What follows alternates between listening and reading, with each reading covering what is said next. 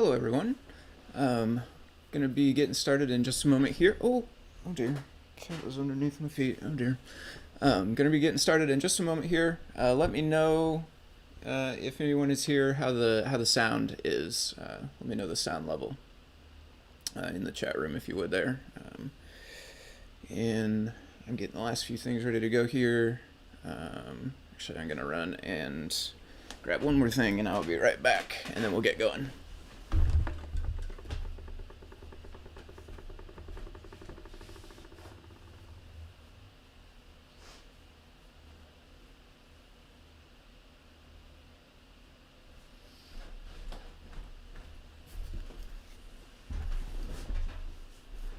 Okay.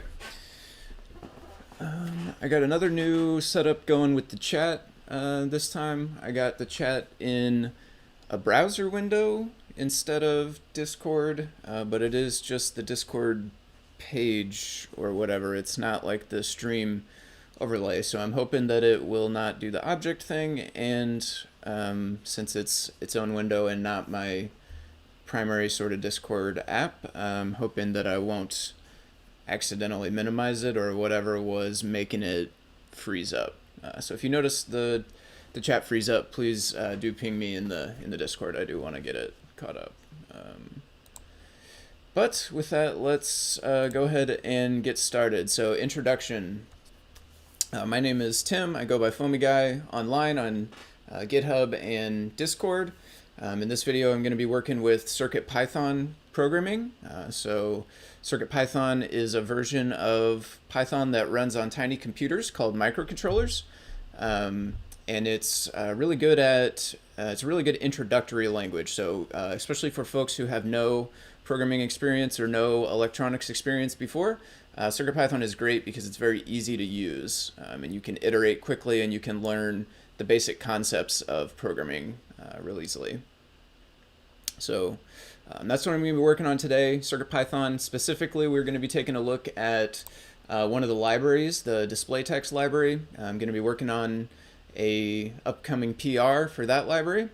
And then afterwards, we're going to be diving back into some of the tiled game map stuff that we started last week. Hey Jose, how's it going? Let me know if the sound is good before I get going too long. I would hate for it to be super quiet and not realize. But that's what we're going to be talking about today. CircuitPython, it's primarily funded by Adafruit, a company called Adafruit. They're based out of New York, United States, and so they sell electronics, hardware, different gadgets, different devices, all kinds of interesting and neat things.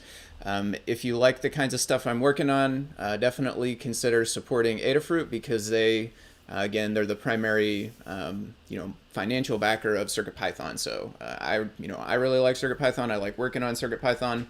I want it to do well, to succeed for the long term. So one of the ways I do that is by trying to purchase stuff from Adafruit, which is awesome because then you also get neat toys to play with. So if you like what I'm doing, if you like CircuitPython, support them. I do work for Adafruit. I create guides for them. I create software for them. Sometimes they've paid me for. But this video here is just something I'm doing on my own. So this is not a paid video. I'm not getting paid to stream today. But I do still think, that Adafruit is doing a lot of great work and should definitely support them. Okay, got the cat trying to fight my feet down here. Awesome, sound is good. Thank you. Let's see, is there anything else in the intro? I don't think so. I think we're gonna go ahead and get going. So first thing I'm gonna be looking at today is some work in the display text library. So to kind of take a quick step back and talk about why we're gonna be doing what we're doing. I think we updated the version of Pylint, or maybe Pylint just had a bug that got fixed or something like that. Basically, the Pylint changes, or the Pylint actions that get run on all the libraries, it got changed a little bit recently to where it now has these checks for duplicated code, or maybe it always did this and it wasn't working right, or it wasn't hooked up in the right way. I don't know exactly the deal, but the thing is now it checks for duplicated lines of code. So what I'm looking at here is the actions failure log. So this is it tried to run actions, which includes pre-commit. So we've talked about pre-commit on a few streams now. Runs pre-commit, and now pre-commit is including pilot, thanks to the great work that Hugo did over the last few weeks. We're starting to get, I think there's still a few libraries waiting to get merged the final stuff for that, but the vast majority of that has all been moved over. So it runs pilot, and then you can see in here the failure where it says like these lines are similar in two files, and it lists the two different files here, and it says like this chunk of code is basically copy pasted. It's an exact copy replica in one file as it is the other. And Pylint flags it just because it'd be better practice not to have that code duplicated, instead to make use of a superclass or some kind of way where you could share that code between the two files, and they wouldn't contain the duplicated lines. That way, if you ever needed to change it, you would only have to change it in one spot, hopefully. So you'd be more likely to actually get it changed without accidentally forgetting someplace. So these started coming up real recently. If you've done any work on PRs in the last probably about a week or 2 weeks or so, then you probably have seen this come up. We did fix it on the examples by just kind of changing up the way that it runs Pylint. In fact, Hugo, how's it going, Hugo? I think maybe Hugo figured out how to kind of change the actions command to where it runs on each example file individually instead of running on all of them at once. And that does get it, that takes care of it for the examples, but on the library code, we don't want to fix it that way. We want to try to actually remove the duplication where we can. For the examples, it's one thing because they're meant to be kind of individual things. It's not like one example extends another, and they're just going to end up having duplicated code just because it might be almost the same on a different device or something like that. So it got turned off there, but in the library code, we do want to solve it. So that's what we're going to look at to start out today, specifically inside the display text library. So I've actually got to start going on this. Hey, no fighting. Get the cats trying to rumble here. Let me check on Discord. It's a little bit too small for me to read. How's it going? Gonna try to catch some stream. Oh yeah, no problem. Away from home on the hotspot. Oh yeah. Yeah, no problem, Hugo. Hopefully having fun wherever you're at. But yeah, if it cuts out or whatever, if you can't join us, not a problem. Appreciate you tuning in though, for sure. So let's see, where are we going to start? So I actually kind of got this started a little bit. Let me see, do I have it in the browser? I'm not sure. No, I didn't link to it here. Let me pull up a tab of this. I have a branch working where I did this. So if anybody who's watching wants to take a look at the code that I have started so far, you can do that. It's under display text repository, foamyguy, and it's under a new branch. It's called what? Label base, I think, or something. Let me see. Display text label base class. Label base class. Here we go. Okay, so I started this. It's a couple of commits ahead of Adafruit master.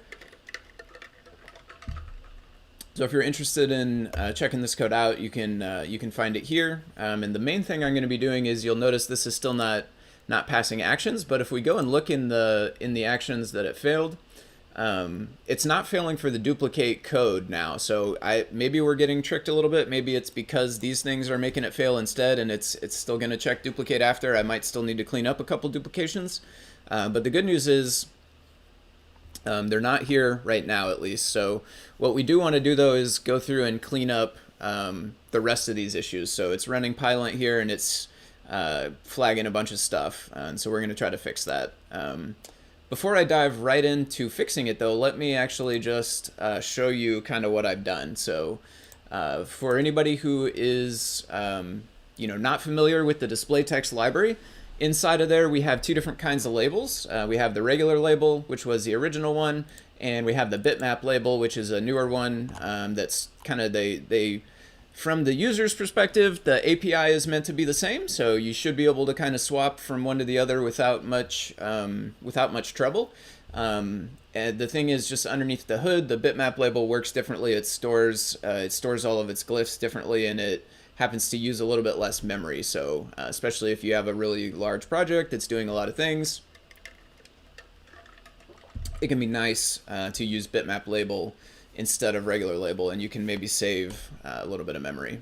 So there's two of them, and like I was saying, the API works the same. So like, it's the idea when bitmap label was created, the idea was that it should work the exact same way as label from the user's perspective, right? Like under the hood, it should do its own thing. But from the user's perspective, it should seem pretty much exactly like the other label, which I think makes good sense. We wanted them to behave the same. We want it to be really, really easy to switch from one to the other. But it did lead to a bunch of the code being copy pasted, right? Because a bunch of the functions work the exact same way. Some of the functions, there's no real difference between them. Obviously for some of them there are, like the way that it stores all the glyphs. But for others, like, just setting the scale or setting the foreground color or something like that, like there was really no difference. All that code was copy pasted.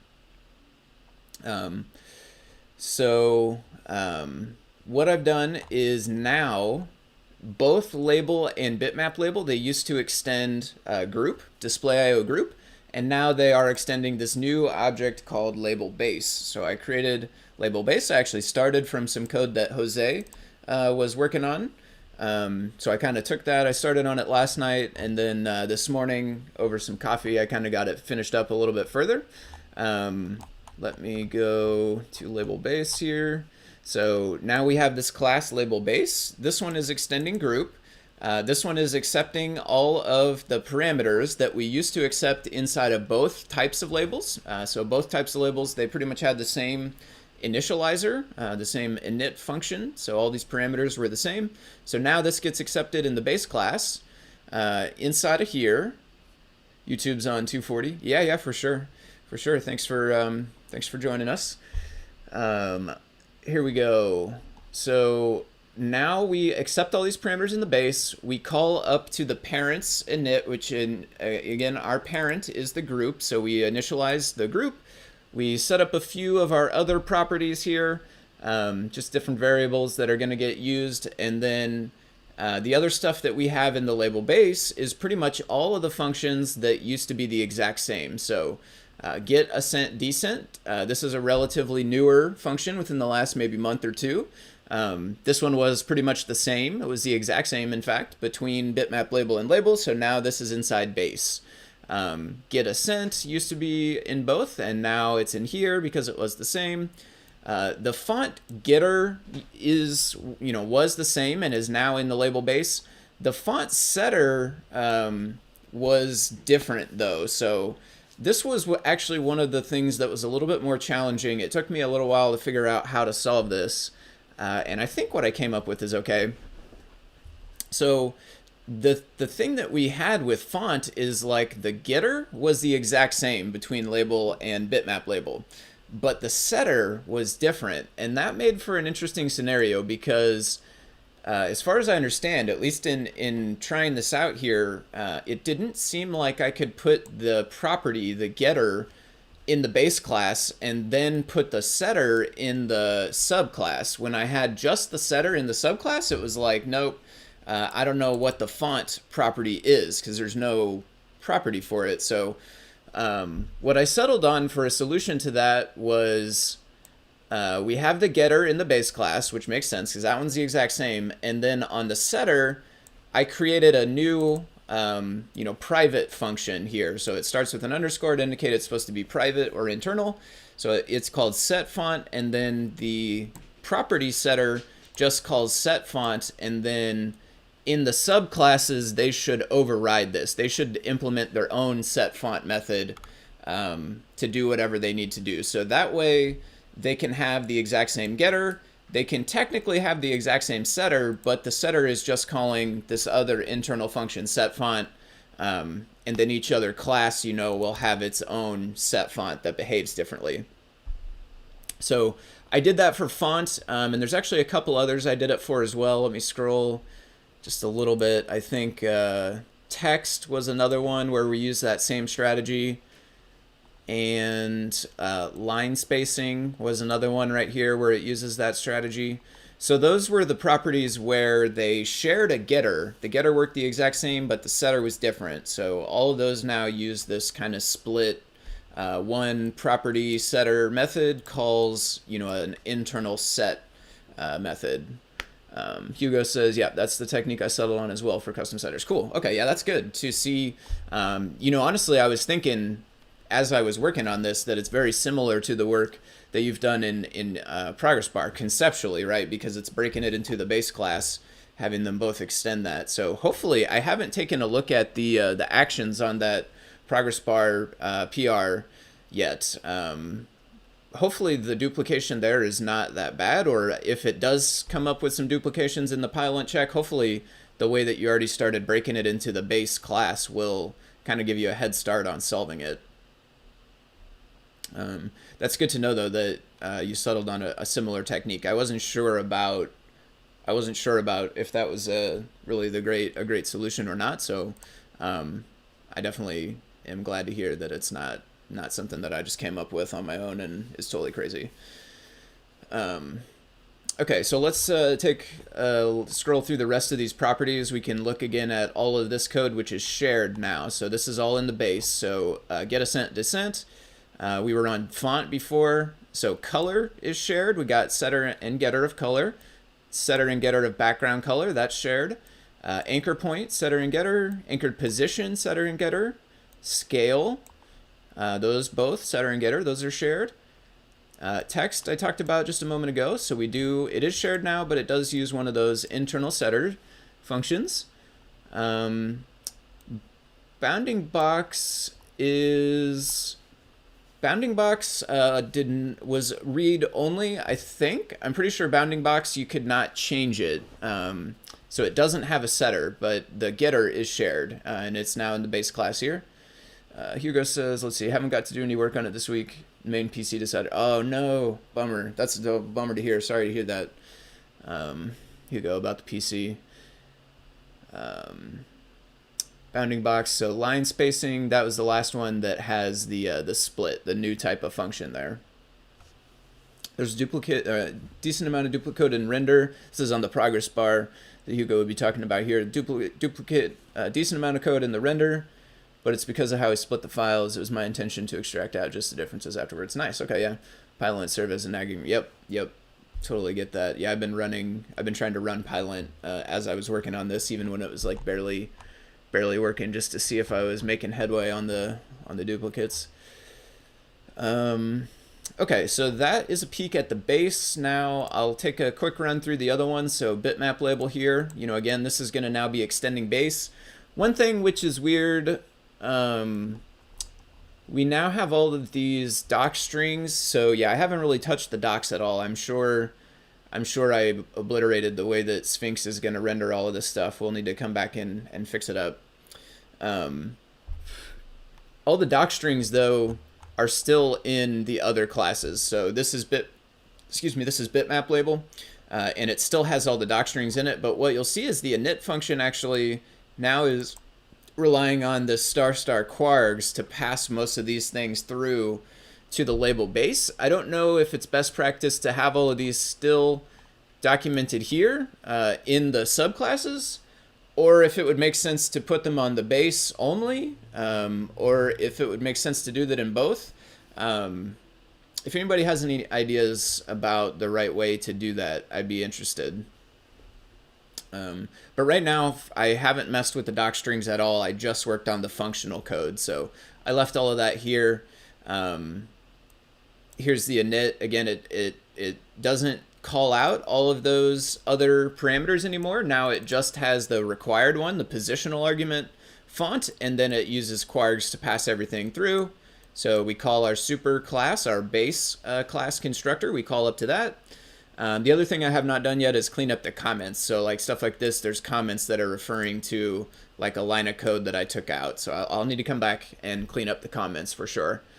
But bitmap, whoa, what did I do there? Oh dear, let me undo. Reload from disk, that probably doesn't matter. Cancel. Yeah, I guess I must not have changed anything because this is not blue like as any changes. So if you know anything about the internals of display text label, they have an internal local group there. So this is creating the local group, and then stuff gets appended into that local group.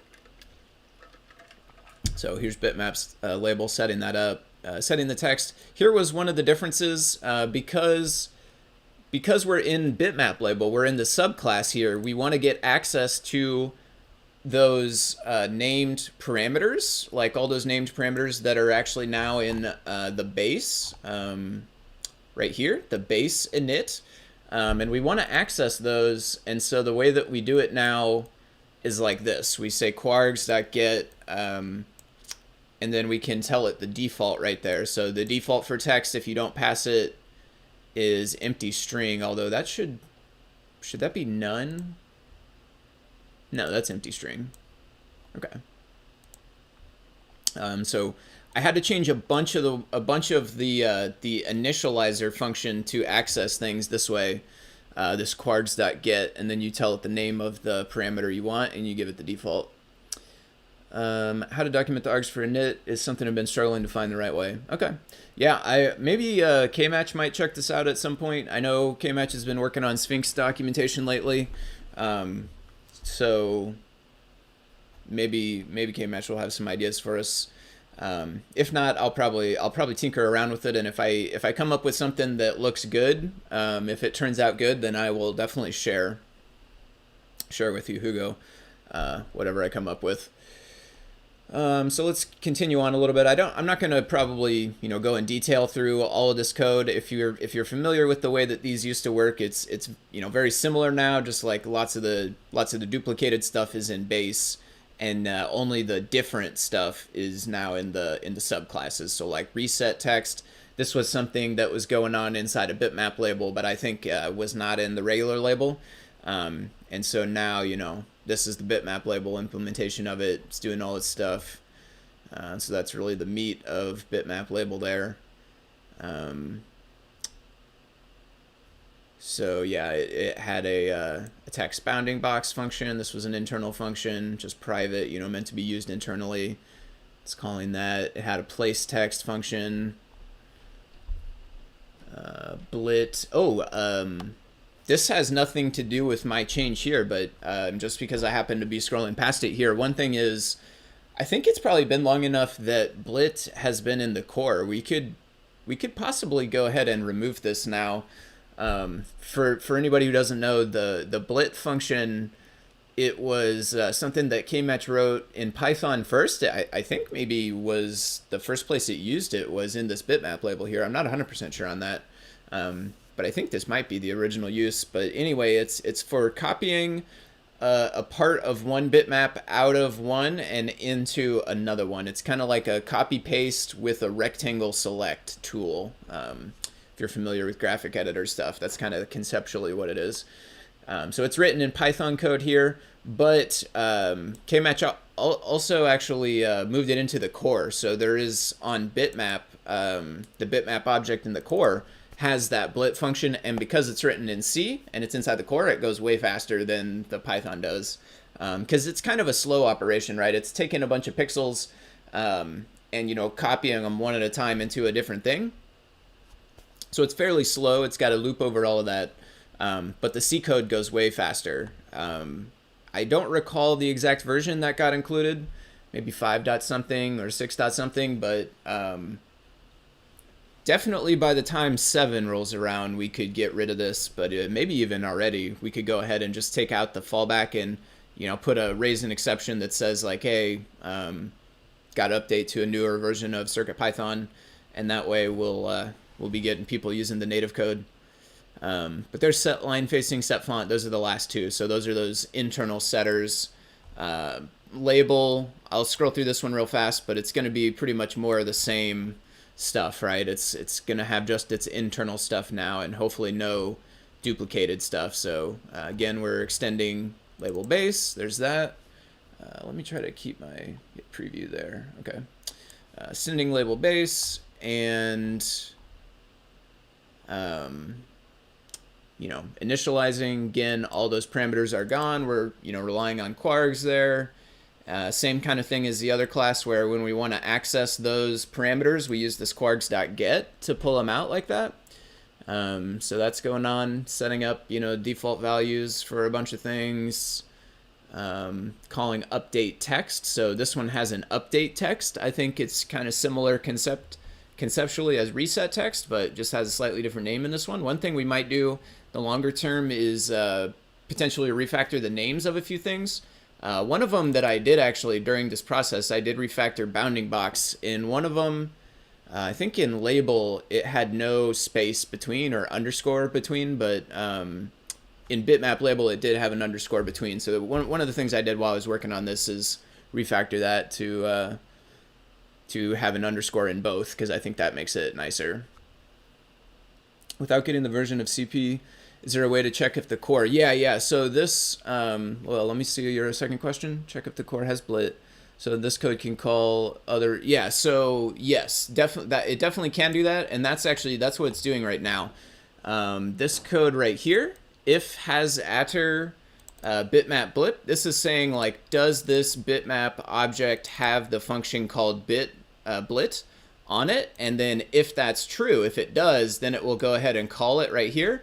But if it was false, if it doesn't have blit, this is where all of that Python code that does the same stuff is. So yeah, this is the way that it can check the core.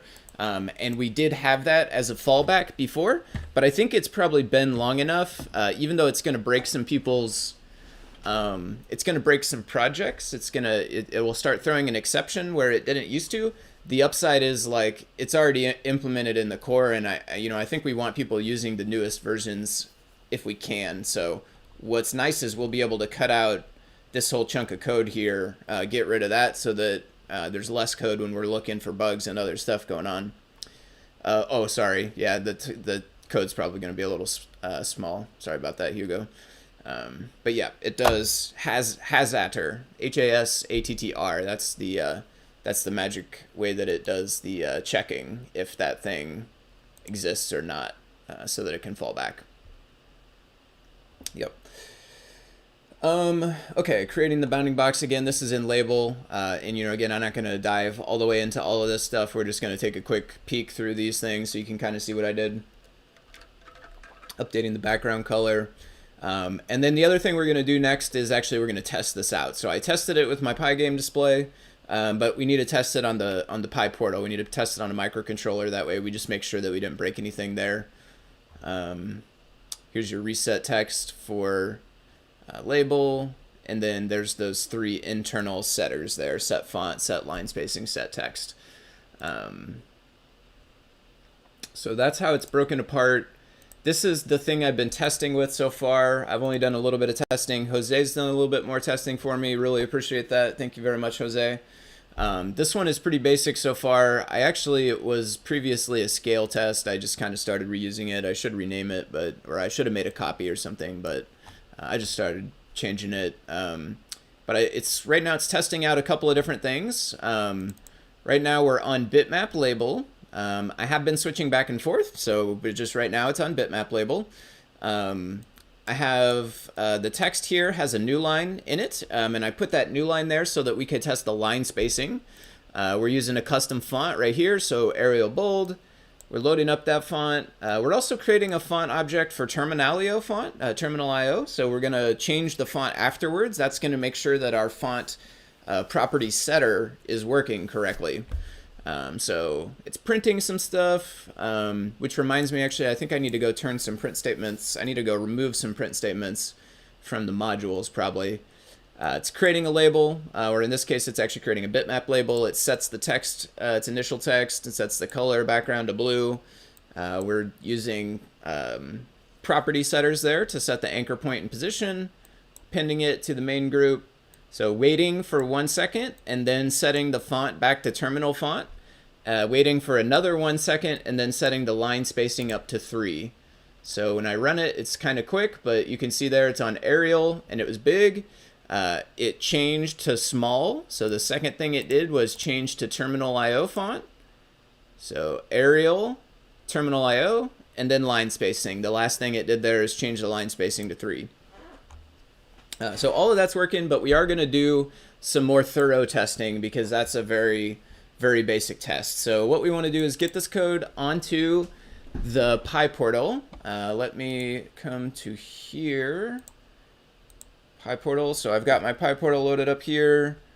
It's got some other kind of old test code on it there that's printing sample. Let me open up Mu. Let's see. Hopefully this can focus. There we go. Not just be going infinite focus there. Let's just load CodePy. I probably can just overwrite this. False. What was false? I mean, it seems like I was testing false for something. Oh, color. Color. Yeah. Okay, I know what this is. This, I was testing something actually for the display text guide. In the final stages of writing up that guide for display text. And one of the things inside of it talks about this. So actually, you know what? I'm going to save this, save a copy of this off here. Code transparent foreground color. That's color foreground, actually transparent foreground text. That's what we're going to do. So that way I can call back to this code someday. Now we have a copy of it, so I'll load up code. We can just delete it now. And we'll take one of the examples from the repo. So let's start with the simple ones first. Here's a PyPortal one.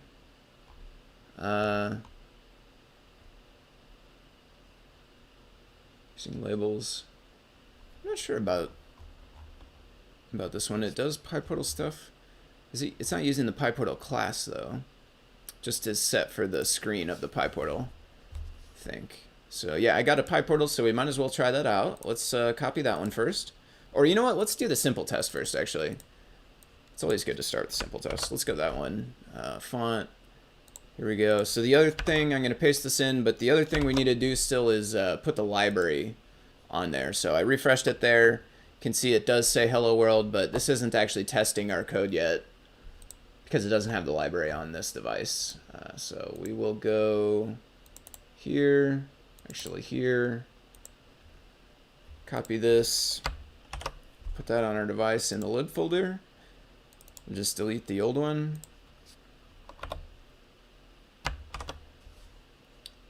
Okay. Now we can come back to here and see the label, and this is actually working now. And I think let's go side by side here. Actually, let me go the camera that side. Maybe I can scooch this here, and hopefully that will not be covering the be getting covered by the chat window there. Put this one on this side. Check the preview. Yeah, that's right. Okay.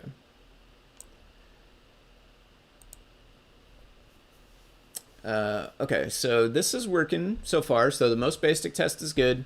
While we're here, why don't we just also, why don't we do a couple of these tests on both? So while I'm here, I'll just change this over to Bitmap Label. And we'll just copy that one in there, and we'll try this as well. Okay, hello world, that's looking good. Let's mess with a couple other things. Let's do color. Change the foreground color. Let's go red.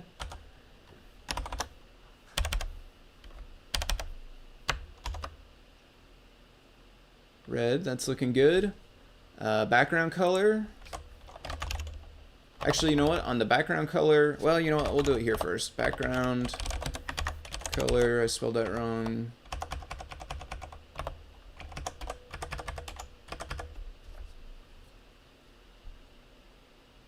I'm gonna make this bigger for now. Background color. Actually, you know what I should do is basically black format it here. It would put it like this anyway. Okay.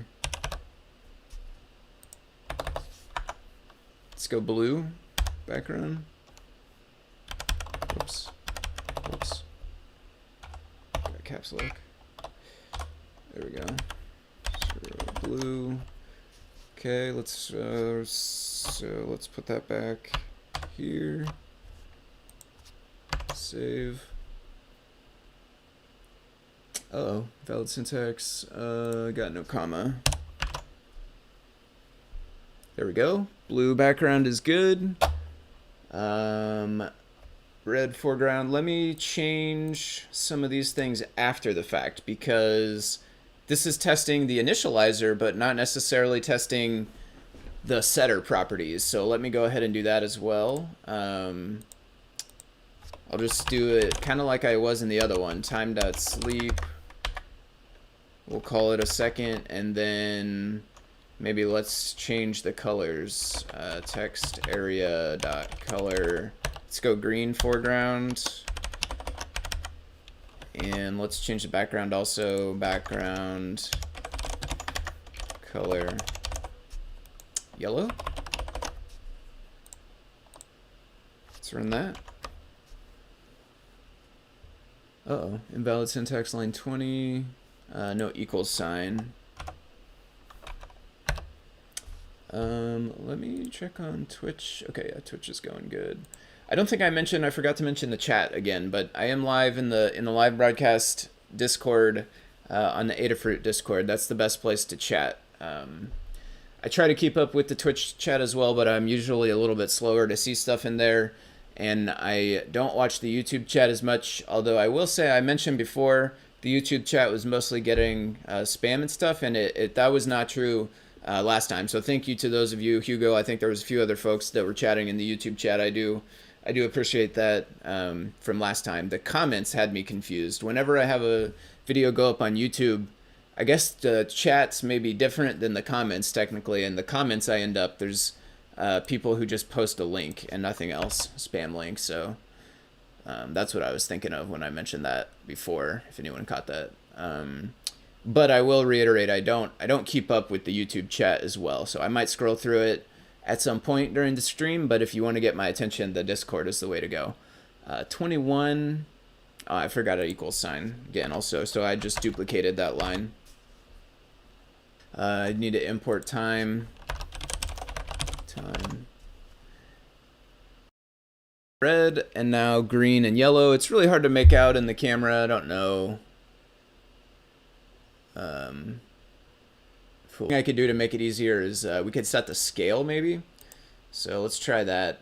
Let's do it in here.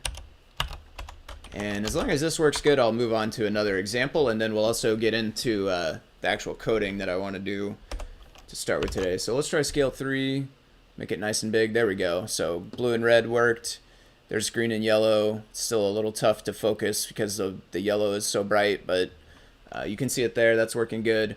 Why don't we change the scale also after some time? So let's sleep another second and change the scale again. Text area. Let's go bigger. 5, and then let's also, because that's going to probably be too big to fit on the screen, let's also change the text at the same time. Or you know what, let's change the text a second before. Time.sleep1 text area.text. Let's do, I have hello world, let's do circuit new line Python.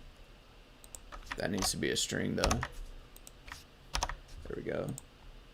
So that will test changing the text as well as the scale. There we go. So there's blue and red, there's yellow and green, there's bigger.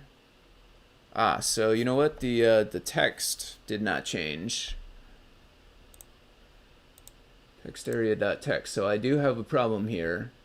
Bitmap label setting the text via the property does not seem to work, at least on the PyPortal. Let me try label.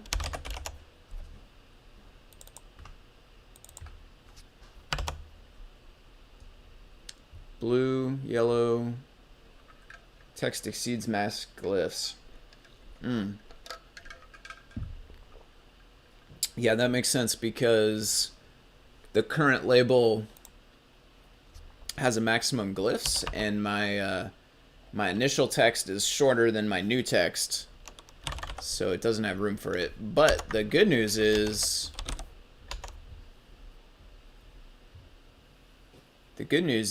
that that is about to be not a problem anymore, because the only reason it's like that is because group display group, it had a maximum, so I think it was max size. It could only hold a certain number of things in the group, but Deshipu actually is working on a fix for that, or enhancement, I guess you should say. So group is actually going to have like a list internally, and it can grow, to the best of my understanding, so you can just add stuff to it and you don't have to worry about the max. But I have not installed that on my PyPortal yet, and we don't necessarily want to change the label library for that just yet. But we will before too long. Since I'm testing refactor the base, would it be worth having both types of labels? Yeah, I can do that. That's a good idea. Yeah, to put both, and that way they both look the same. Yeah, I'll do that. I will do that. So let me set the glyphs here. Let me just set it big. It doesn't really matter too much, truthfully. Okay, there we go. Yeah, so the text did change on the label, which is nice. So it seems like Bitmap Label has a problem, but label does not when it comes to setting the text. So yeah, let me add the other one. Let's import both. Actually, we can comma.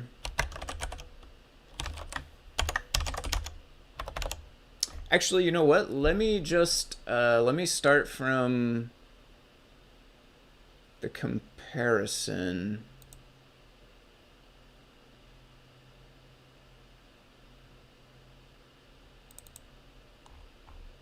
Because it already has both. Although it does do a lot more stuff. I'll do that one in a minute. Let me keep going on this one. Bitmap label, so we'll make a second one.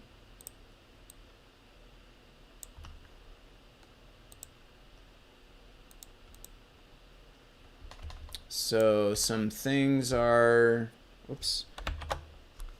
We need a group also, because we don't have a group right now. We're just calling display show.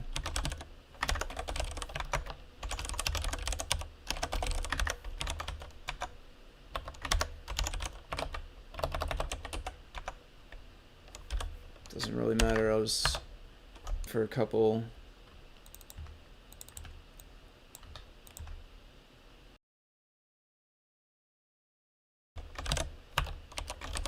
Put the text area in the group. Make sure I didn't break something. Text area is not defined. I did. Line 12.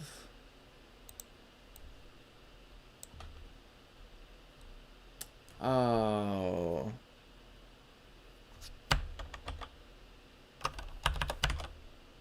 Oh man, so this got cut and I never put it back.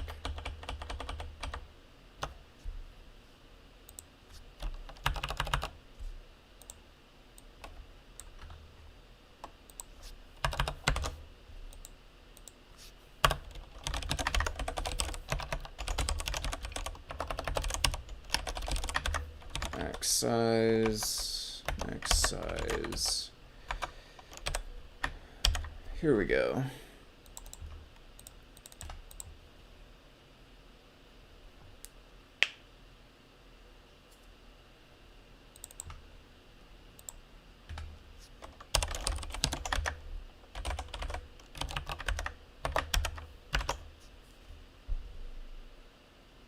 display.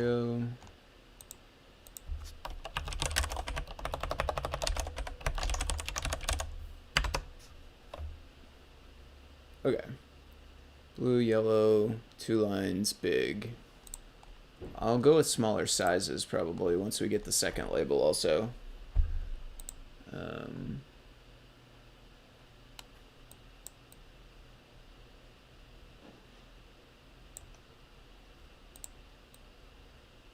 Start with the same text, I think.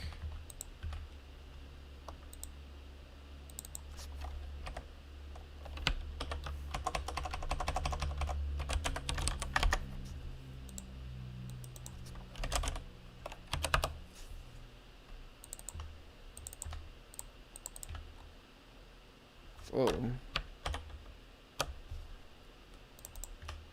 Oh, come on. Here we go. And lastly, add that to the group. No. But they're going to be on top of each other.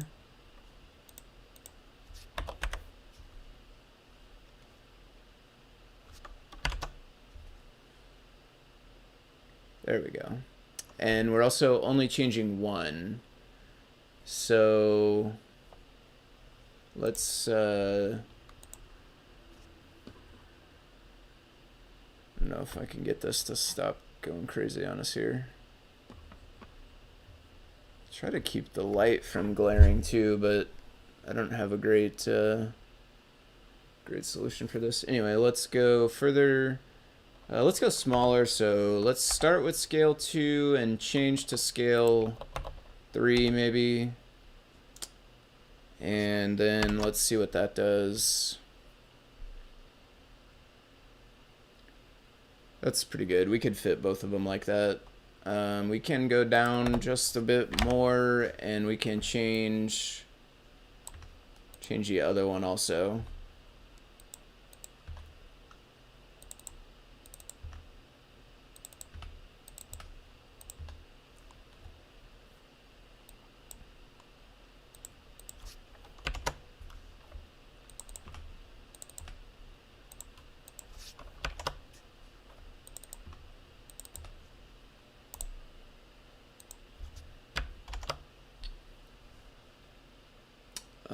Scale is different somehow.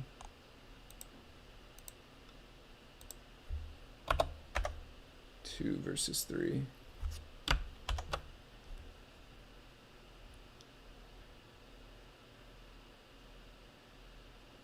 Okay, so yeah, the text setter, we can still go down some more also, but the text setter is definitely not working on the bitmap label. Yeah, see ya, Hugo. Thanks for tuning in for a bit. Yeah. Yeah, you have a good weekend as well. Okay, that's a little further down. So let's dig into the setter and figure out why that's broken. So let's look at the base first. This is the wrong project. Oh, no, this is the right project. Let's look in base. Set text.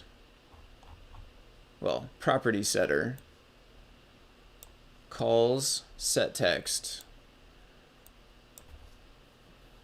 So let's look at label dot set text is calling to reset text, and that one's working. So bitmap label place text. Text bounding box. Maybe I just forgot to do it altogether. Reset text. Yeah, looks like I just forgot to do it altogether. It needs to implement set text, and it needs to do whatever needs to be done to get it to draw.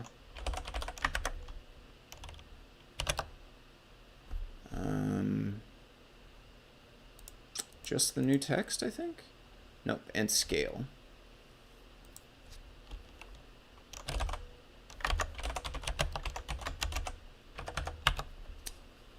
Let me look at the old code.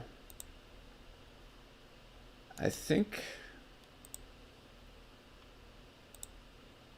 I think it needs to call update text or reset text maybe. What was happening in the text setter? It's calling reset text. And this is the current code from master. But is that different? It is, because reset text has positional arguments instead of keyword arguments, and also reset text inside Bitmap Label has a bunch more stuff too, actually, yeah. Whereas inside of label, reset text has way less stuff. So that's just part of the differences between them. It might be good in the long run to try to refactor them to maybe not have the same function name that works differently, but for now I think this is what we need. So set text, and it is different. It's not going to give us a duplicate code check because of the way the parameters are different. So let's try this out now.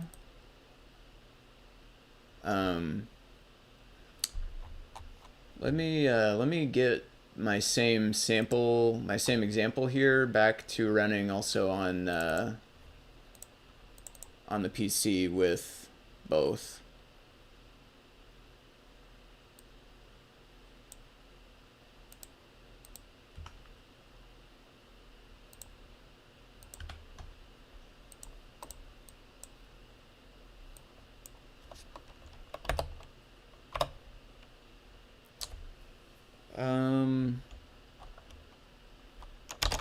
Label based tests. No. Okay.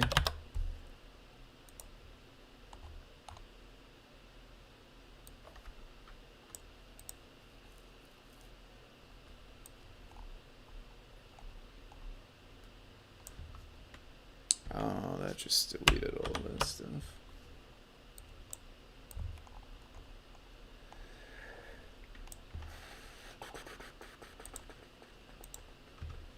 Okay, we already have main group. We don't want to do that. We already called show.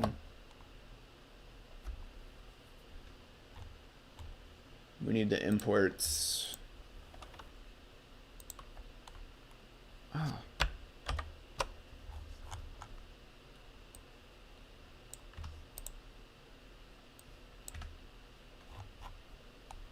Time.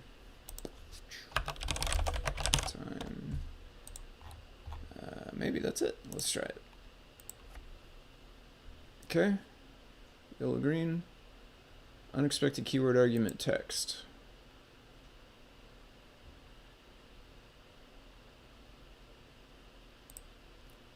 So we called set text from label base.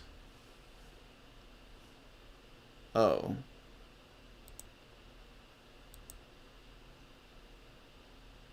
These are keyword parameters and these are positional parameters.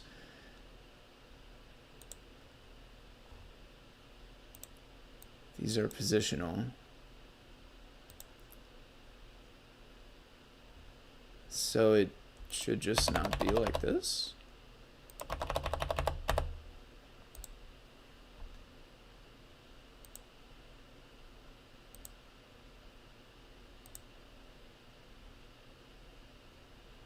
Yes, there we go. Okay. Now we're looking good. Oh, sorry about that, Luce. It might be... It's possible it's my network. I did forget to switch over to Ethernet again. I'm on Wi-Fi. But one thing you can try, Twitch sometimes is better quality for me, at least, when I stream different things. Let me see if there's anything weird in my OBS. 2.5%. Yeah, 52. I don't see anything. See anything right there. Okay, so that's looking good now. And this did fix it on here, so let me just copy that over to the drive on the device. Let's go here, actually.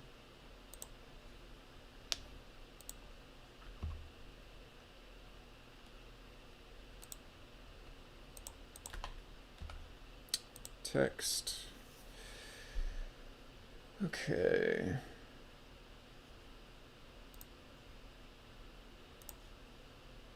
Camera. And so you can see here it did work. Let me rerun it though. Oh, why is copy paste? I don't know why that was cutting my stuff out. Anyway, let's save that. We'll rerun this. So there's blue, there's yellow, 2 lines, bigger scale,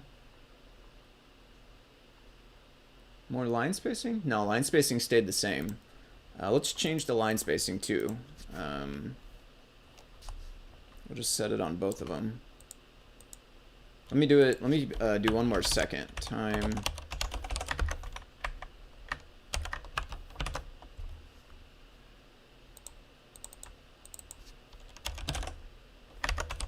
Spacing. We'll go smaller. Default's 1.25.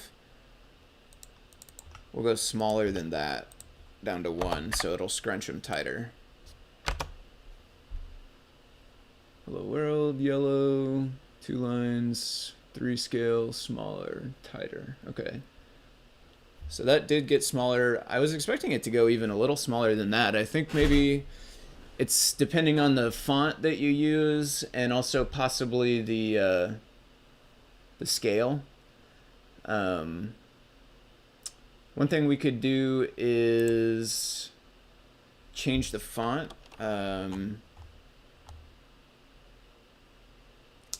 Because, well, these are using terminal IO font. Yeah, I don't have the custom font loaded up anymore, actually. So these are just using terminal IO font. I think in the scale has something to do with it. Let's try scale 1. I was thinking that this would be really tight on line spacing 1. Almost overlapping. Yeah. I don't know if it's gonna focus. Not very well. But it's very small. And just to make sure, at scale 1, if I use a big line spacing, that it does actually get space.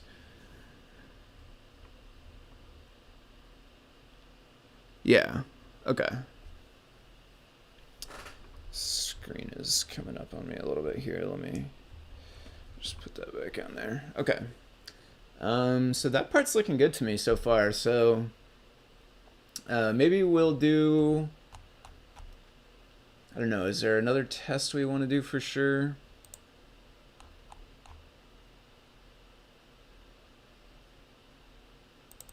Baseline. I haven't tested the baseline yet. I don't have this font though. I have another script I'll test the baseline with. Let me go on the mag tag, actually. So far, all of my testing has been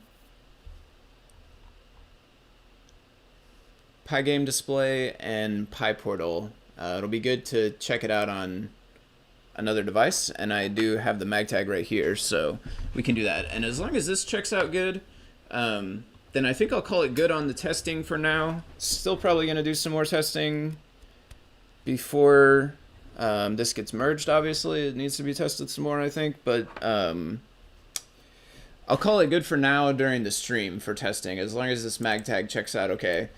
And then what I'll do is go back to working on trying to make the actions pass. Because the main thing I wanted to do was just high level make sure that it's not super broken on devices. And it seems like it's not. It's a good thing we did it because we caught the way that Bitmap Label was not updating the text, and it managed to fix that. So yeah, base alignment and anchor point, I do want to check both of those. But yeah, I don't want to necessarily run like every single example. I will do those two though, for sure. Bitmap, okay, so here we are. What is running on this? No module PyGame Display. Oh, you know what happened is I had my mag tag plugged in and I forgot about it, and I saved something that I did not mean to save onto it, and I think that's why it's complaining about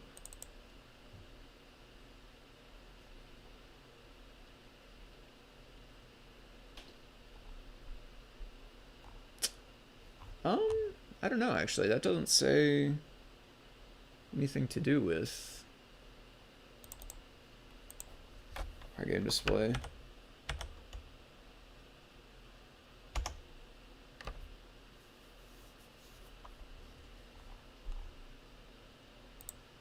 Does okay, it ran, but it doesn't call refresh.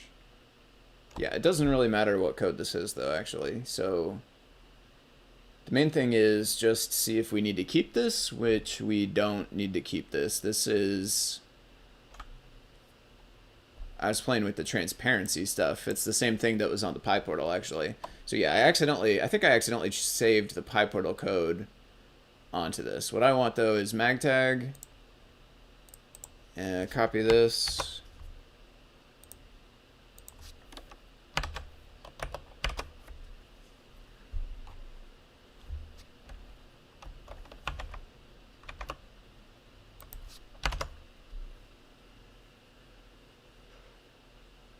There we go. Magtag display text, hello world. So that's looking good, but I also am not testing it because I didn't copy this library. So let me do that. CircuitPyLib.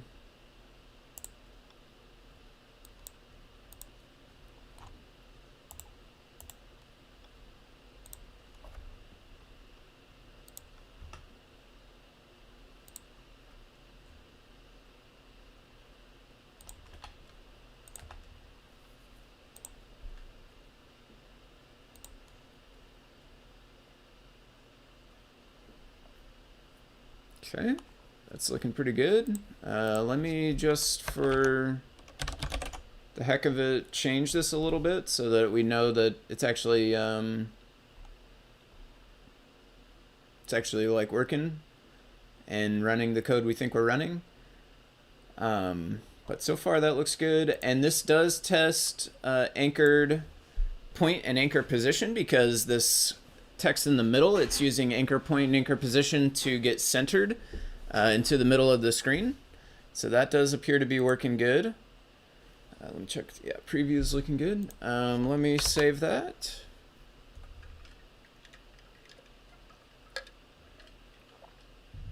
Looking good. Okay. And then the other one I will do is I will check the baseline. I don't have that font, but what I do have is another script that I made for the Learn Guide.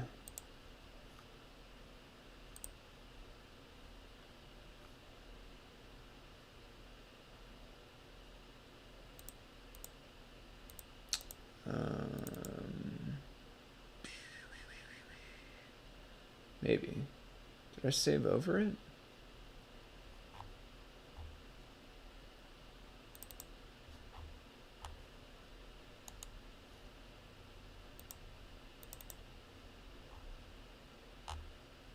Oh, is this one in the other, in another repo?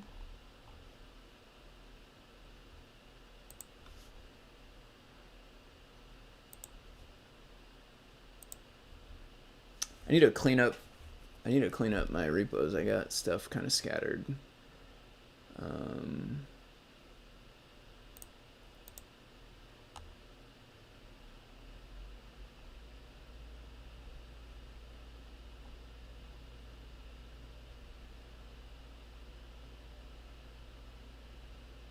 I know I have this somewhere. I don't want to rewrite it all right now.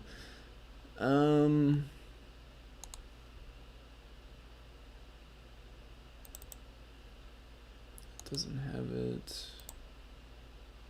Okay, I mean, guess.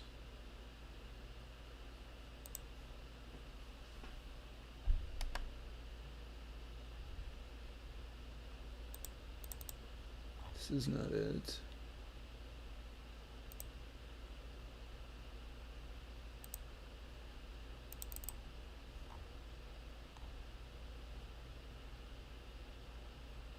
I'm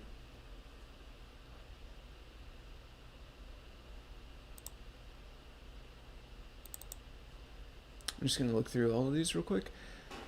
Cause I took a screenshot of it. I know it's somewhere. Cause let me just check.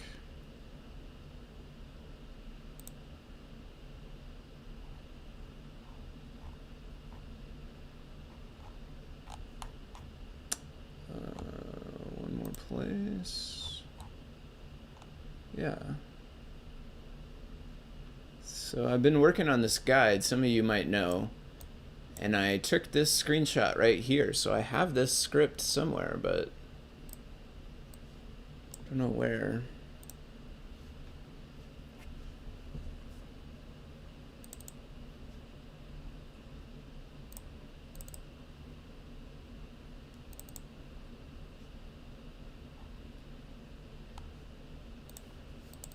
I must have overwrote it, I guess.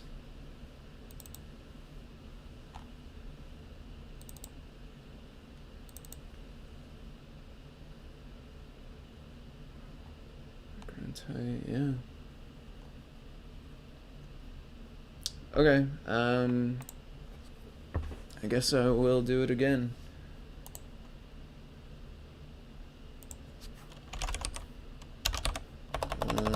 Base alignment test. Let me get back to here. Can take the example code. Yeah, the thing is, the example code, I'll start with that. That's definitely what I'll start with, but I don't have that font, and then I end up having to change the size to match the font I have. Truthfully, I think it might be good if we could switch. I think we need to check in one other font to the repo. I think there's only one in the repo right now, maybe. If that's the case, I would love to check in a second one that's different enough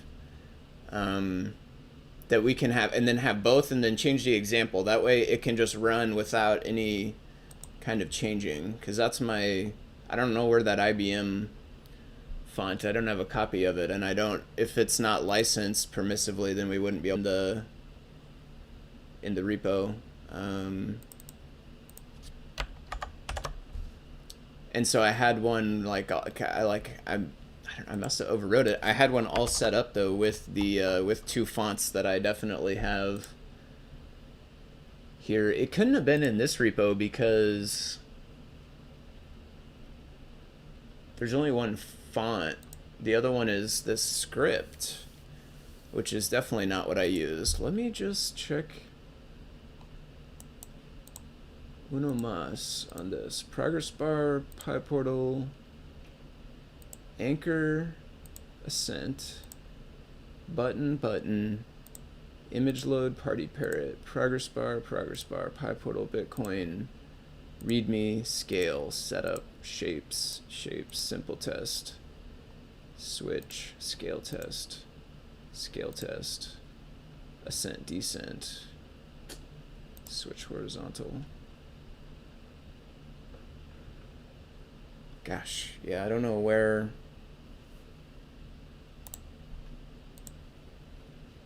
Let me check one thing.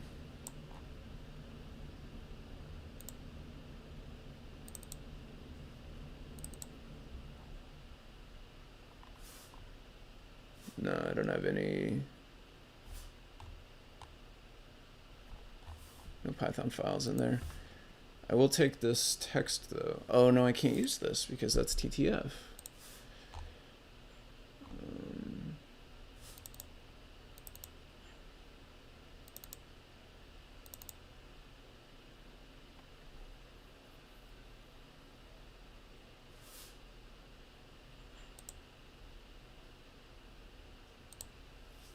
BDF. Okay, I have Spartan. I need something other than Spartan.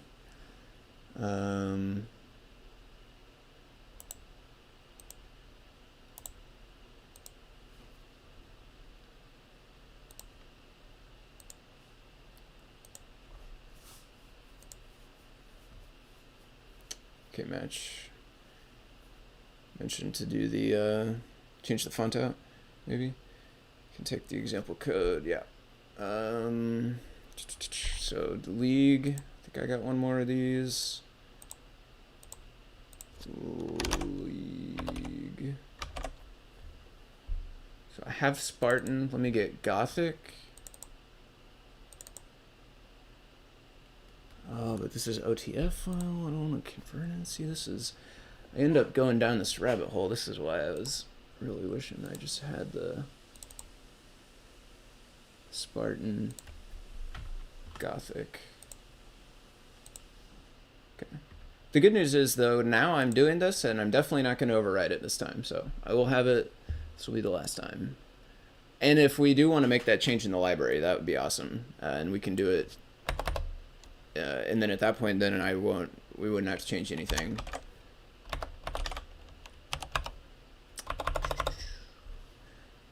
Okay.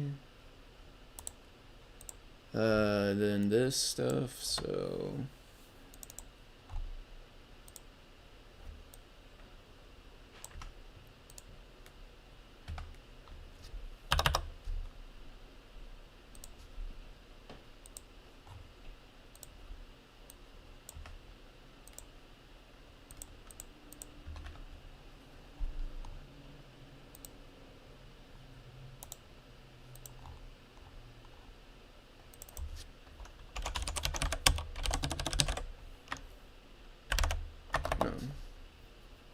Property? I don't even remember now. No, yeah, it is a property. It doesn't need parentheses. Yes, we cannot import board. Okay, so next thing is spacing.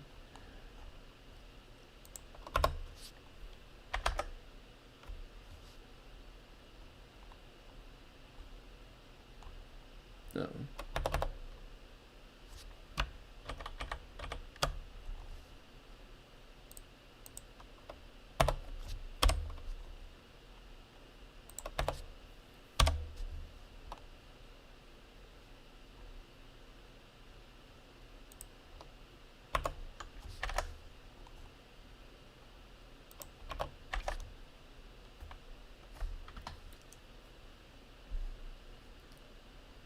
Okay, let me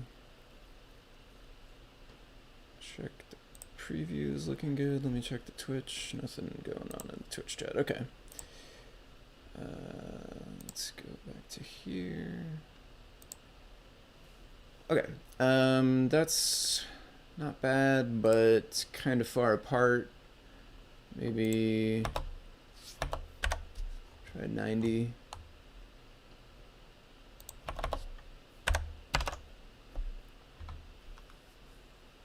Okay.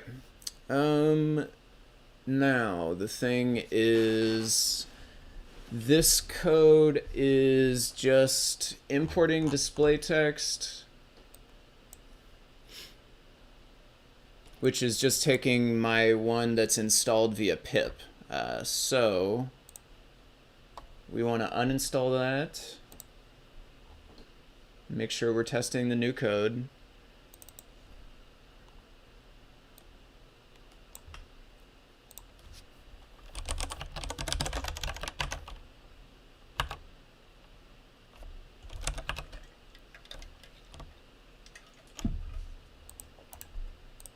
So now that should fail. Let's just double check and make sure it does. That way we know for sure that it's working how we think we're working, so that when we test this in a minute, we know we're testing the right thing.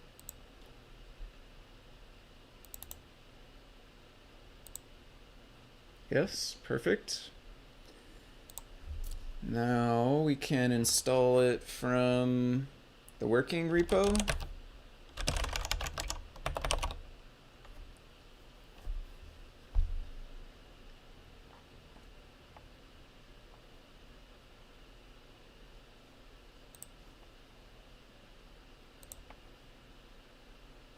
Okay, so baseline is still looking good. One thing is I do need to take out these prints. That's another way we know that it's running the new code. It's because I left those prints in, but it looks like it's behaving the same way that it did previously. Let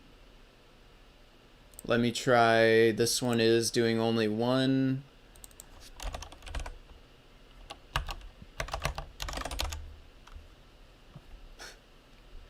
Let's try bitmap also. Yep, that's good. Okay.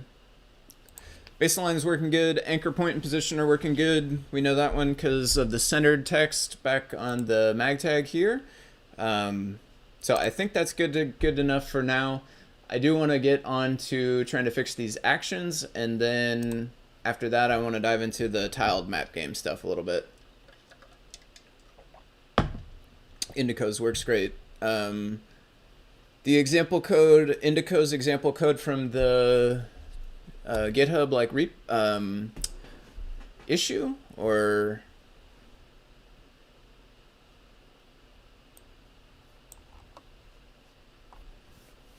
okay, let's take a look at why.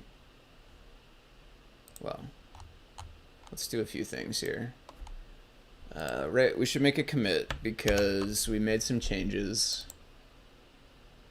So fixed up the text setter.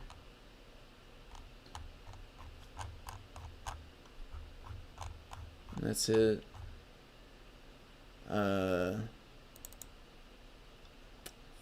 Fixed set text inside Bitmap Label as well. And before I push that, actually,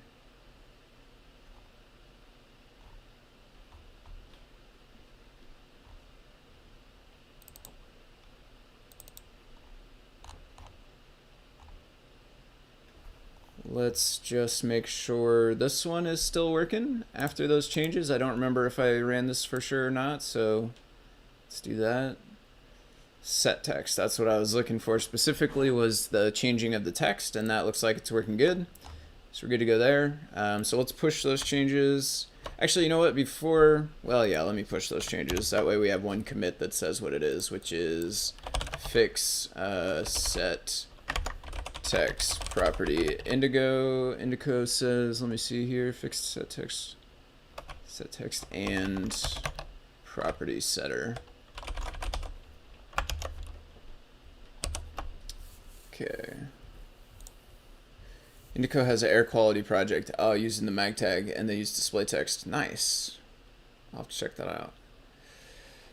Okay, this is pushed. It's still going to fail though because of some pylint issues. So we can check on them like this. I'm going to run pre-commit. I'm going to run all files, but I'm also just going to interrupt it. Run, not rum. I'm not going to let it run on the examples right now because I have a bunch of extra files in my examples folder that I don't really want it to run on right now. And also it takes a while to go through them, I've noticed. Okay.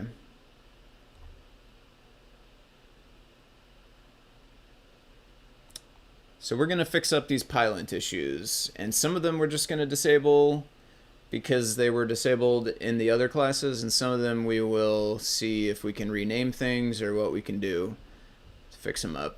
One thing is there's a ton of unused arguments in Bitmap Label base. Label base. I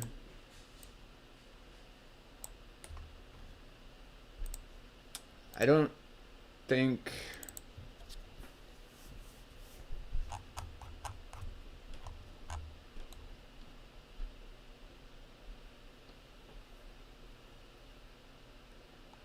they are unused in the base, but they're used by the subclasses.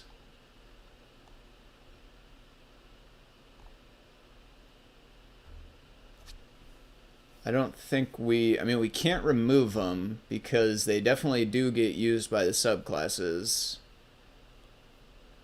We don't want to say this inside the base because that's only for Bitmap Label. Honestly, I'm leaning towards just disabling the unused parameter, because Pylint I don't think understands the fact that they're getting used by the subclasses, and we can't just remove them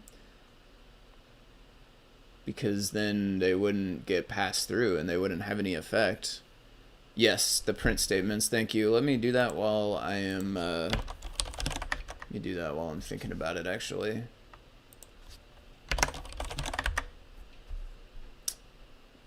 That one is not mine. We want to keep that one. That one is also... Where did I... Here we go. This one's mine. And this one too. Okay. Thank you for that reminder, Jose. Could we use the Pylint exception? Yeah, I think that's what I'm going to do, is have it disable that check, because... it thinks they're unused, but they're really not. They're just used by the the subclass. They're just not used in the in this thing. Can I explain how I'm using super init here? I always get confused by that. No worries if it's out of scope. Yeah, no problem. I will say my Python, I'm getting better at Python, and overriding stuff like object-oriented overriding and stuff is one of the things I'm newer to. So I might butcher the explanation, but I can definitely share with you the way that I understand it. Yep, so if we look here, label base is extending group. So then inside of the init function, when we call super init, we are actually calling the group constructor. So it would be like if we were doing this and passing all of these parameters into it.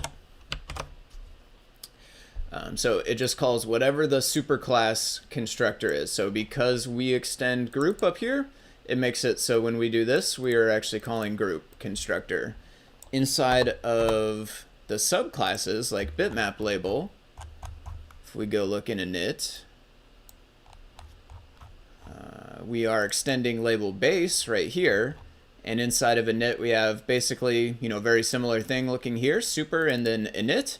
This time, though, we would be calling up to the label base initializer. So this function call is actually calling this init right here, which in turn is then calling this one, which is going to group. So it kind of makes a chain where one calls up to the other, and then that one calls up to the other.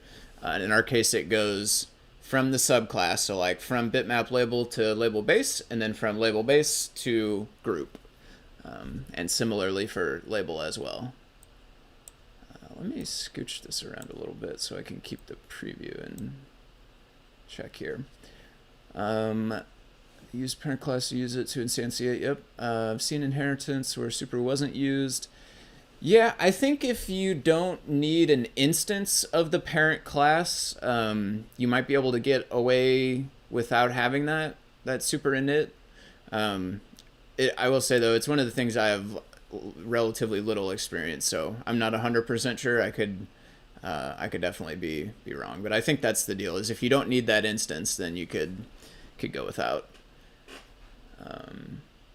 Yeah, when you have two parents, that's true. There's another, I forgot exactly how to do it, but if you have two parents, you like put one of the types inside of here or somewhere. You can like tell it directly which parent, which is, that one's really weird to me coming from Java. Most of my experience in Java, where you can only have one superclass, and so in Python you can have two, and there's a special way you can call the parents initializer there. Okay, I got rid of the prints. I think we're just gonna disable on the init here. We'll see. I mean, if that's a problem, then we'll come back and try another solution. Maybe we could set more things here, like just add a bunch of setters that's setting all of those parameters. But I mean, they're already happening inside of the subclass, so truthfully that would just give us a bunch of duplicated code again. Like, we're right back to square one if we do that, maybe. So let's go here, and it's unused. We'll go one at a time. We might need another one of these, but we'll just go one at a time to start with. It's unused argument. There we go. And let's rerun it again.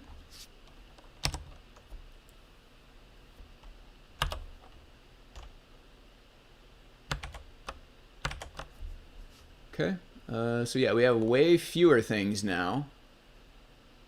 One of them is missing a doc string on label base, so we should add that. Does it go inside? Yeah.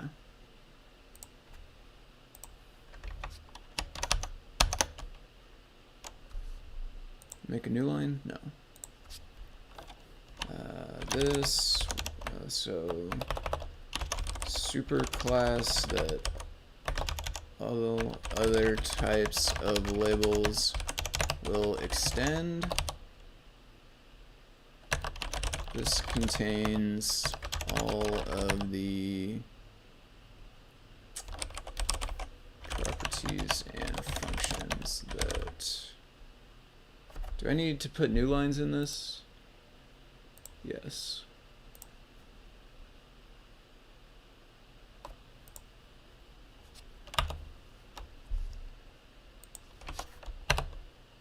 That work the same way in all labels.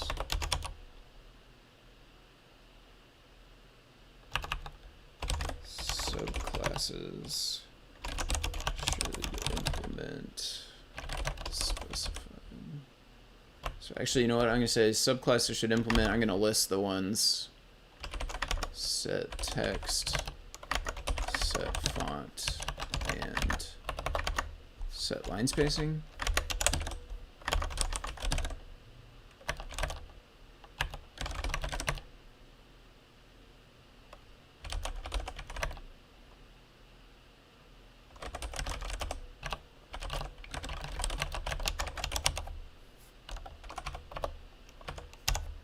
Okay.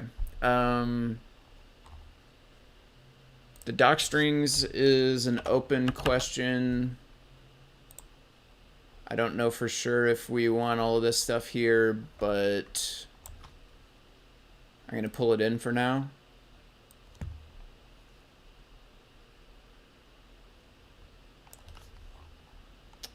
Yeah, you can see here this was already disabled, the unused argument in Bitmap Label there. So we're going to put all of those. We'll have to see for sure. One thing we could do maybe is run Sphinx and see how it ends up looking. Just got on the wrong line there.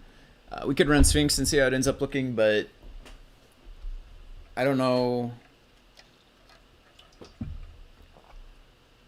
I don't know where we want to have these. I think I mean, I would hate to lose them in the docs page for the subclasses. I think the docs page for the subclasses should have this stuff, because it's still, like, if you're the person writing the code that's using it, you need to know about all these parameters. So I'd love to keep it included on the subclass, but maybe Sphinx is smart enough to pull it from the superclass or something like that. So maybe there's a way to still do it. What is this? Is stuck in limbo. Let me run this again.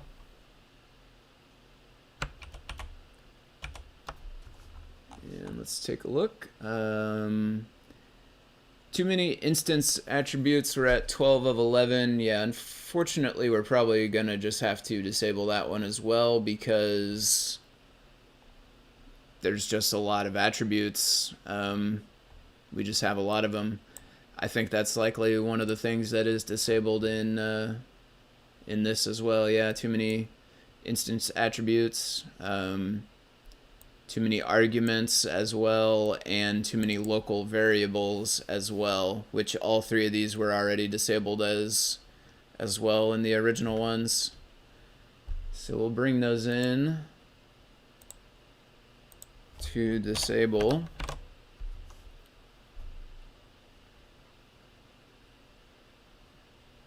Wonder if that's going to be too long. Wouldn't that be ironic if the Pylint disable line was too long and Pylint complained about it?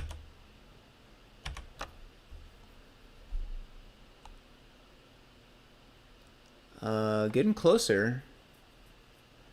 Parameter differ from overridden set text. Self new text scale.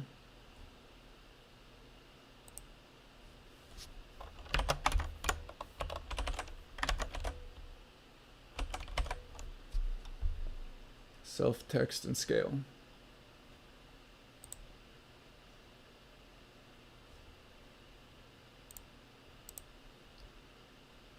New text versus text.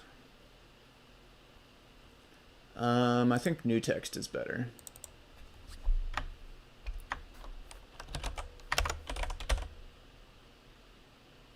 Is that going to refactor every...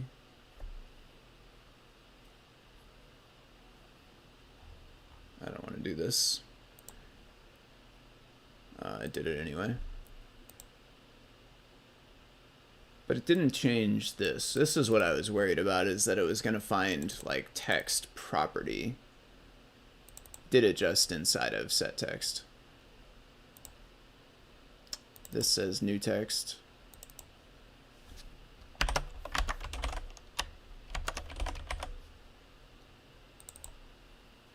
And this one still says regular text. Let's go new text. When is it okay to say you know better than your linter? That's a good question. Yeah, I don't know that I necessarily have the right answer.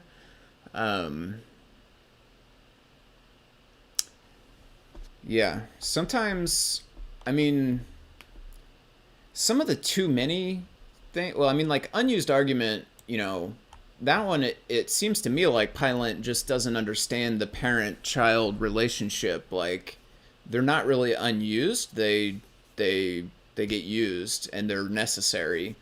Some of the too many, like too many variables, too many arguments. I don't know. I could see the case for trying to refactor to smaller components, but like sometimes what you're doing just requires that many arguments, like, or that many variables, or that many whatever. It I don't know. Sometimes I get to the point where it's like, we could try to split it up, but I'm not sold all the way that it's going to lead to a code that's actually easier to understand and maintain on some level. So I don't know if that, you know, I'm not saying about this specific case right here, but generally speaking, I think that's a really interesting question about, you know, when do you when do you know to just fix what it says, you know, quote unquote, the right way versus disabling? It's a good question. Okay, so this is now new text. I think that should be passing.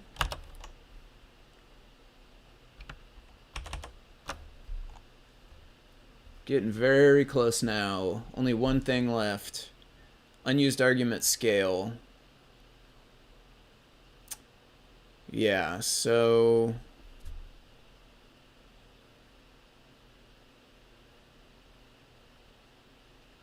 I think the problem there is in the base.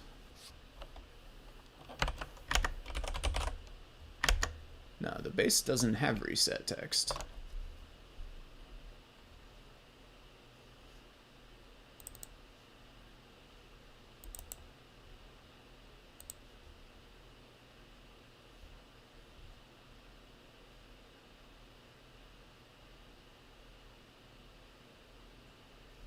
So set text gets past the scale, which does come from the base.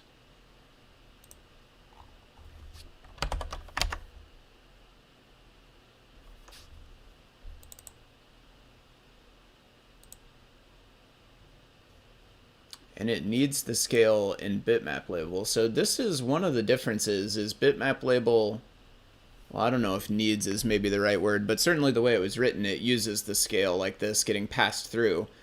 Maybe on the inside of here, we could just say self.scale instead. And then we wouldn't need to pass it, and then that would get rid of this error, but I also don't know that for sure. And I don't want to go hacking stuff up too much.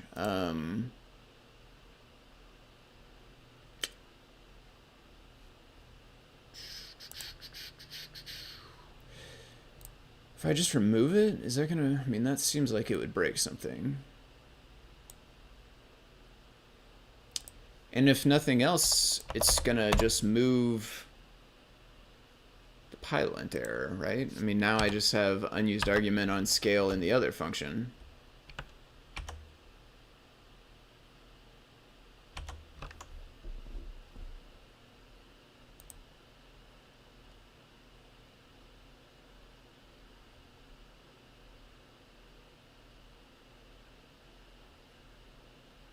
Yeah. Well, different slightly because I didn't remove it from here, but now that one would be unused. Oh, it passed Pylint on the library files. Okay. I don't know why. I guess it knows that this one is from, I don't know why it doesn't think that one is unused, truthfully. Yes, definitely programming is on the art side. It's analytical in nature, and that makes, I think, a lot of people look at it kind of mathematically and stuff like that. But definitely it's an art as well. I mean, especially because like you can write the same program so many different ways. You know, some are interesting, and some are beautiful, and some are short and efficient, and some are ugly and massive, and like it. I think that the idea that you can have, you know, the same program written in all those different ways that have all those different traits definitely makes it an art form in my mind. Okay, so this is actually looking pretty good. We got Pylint passing. I'd like to go ahead and commit here. I don't know if Sphinx will pass, so we'll check in the GitHub actions. One thing is, if I let this keep running here, I'll let it run, but the problem is I have a bunch of extra files in my repo. And because I have all those extra files, when it runs Pylint on the examples, it's going to be running Pylint on all those too. I wonder if there's a way we could tell pre-commit, like to only check files that are committed somehow. But that's maybe a topic for a different day. So, but my issue is that I have a bunch of things uncommitted here in the examples folder. they're all red here in my IDE, but when pre-commit runs, it's not smart enough to know that those are unused, and so it's checking them all. The other thing is it just seems to take a while. Like, I don't know. There's not that many things, but you know, it took it a while there. So here's all the output finally from it, though. We could scroll through this, but you can see like there's lots of other Pylint errors, but a lot of these things again are not actually checked into the repo. So what I'll do is I'll make this commit, and then the actions will run on GitHub on only the files that are checked in, and then we'll get a chance to see what that's looking like. So fix the set text. So this one we got Pylint passing. I'll just call it fixes for Pylint.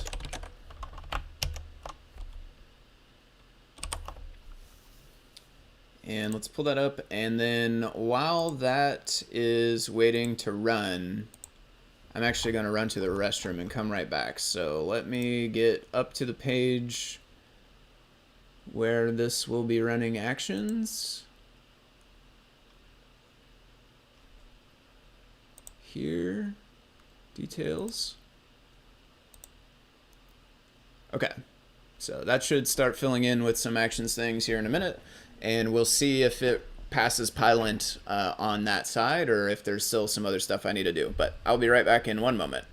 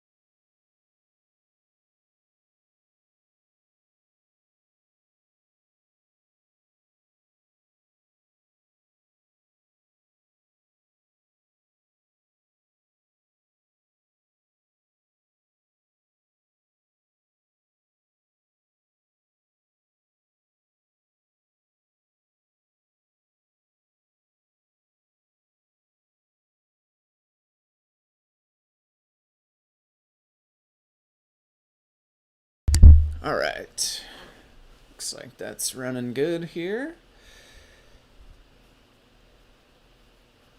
Let me check up on the chat.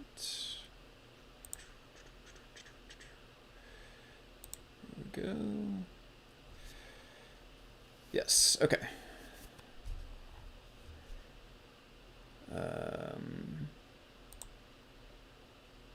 Oh, that was an old preview, I see. Okay. This is running, I unmuted, right? Yeah, okay. This is running pre-commit, all right. So we're on the stage right now where it was failing, so it's doing Pylint.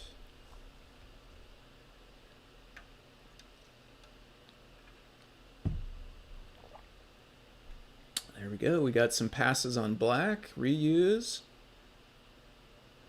Got a pass on the library code. Looking good. So it's going to do examples next. Got to pass on the examples. Nice. Okay, so we did pass Pylint. It's going to do Sphinx, which we might not make it past Sphinx. We'll see. Even if we do make it past Sphinx, there's still probably, we still probably want to do some work there, especially once we figure out the right way to do the doc strings. I'm stoked that this is passing Pylint, though. This is a good start. Last night when I got started on this, I was it was not going very well for a little bit, and I got kind of down on it. But coming at it with fresh eyes this morning, I had a lot more a lot more success. Okay. And yeah, that made it. It did make it through Sphinx. So it ran Sphinx. It ran Sphinx and it worked. So we are looking good. Speaking of Sphinx, I remember K-Match was asking about Sphinx. I might record another video for that though, so it can be just a short single thing.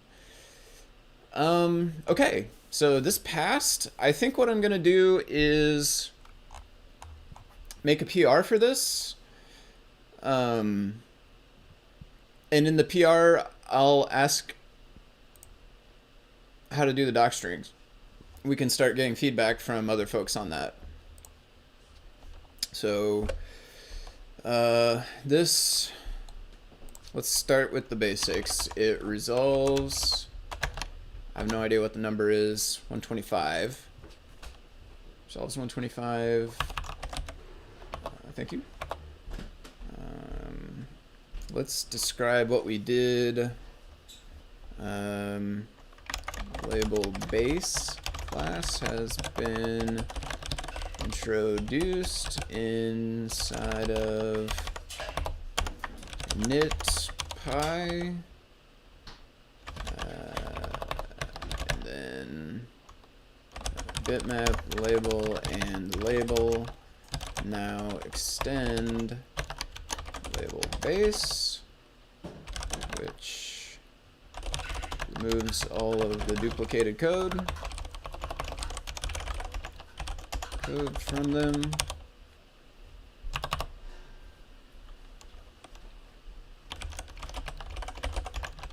Thank you. Display on Blinka, display.io, and PyPortal. I'm gonna say portal and magtag.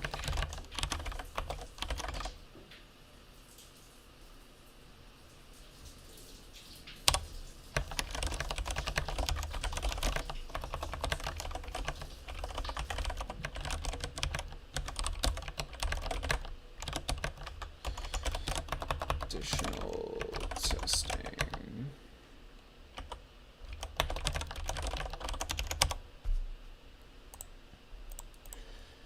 Okay.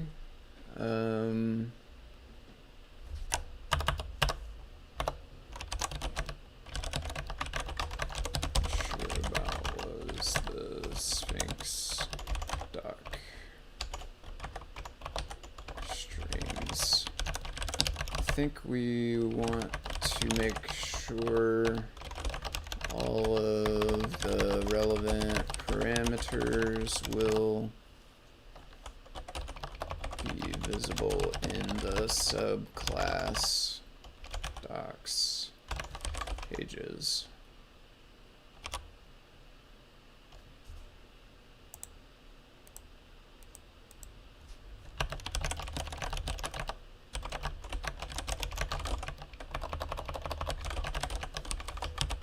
Here's documented in just the base or just the subclasses or both. Currently it's in both.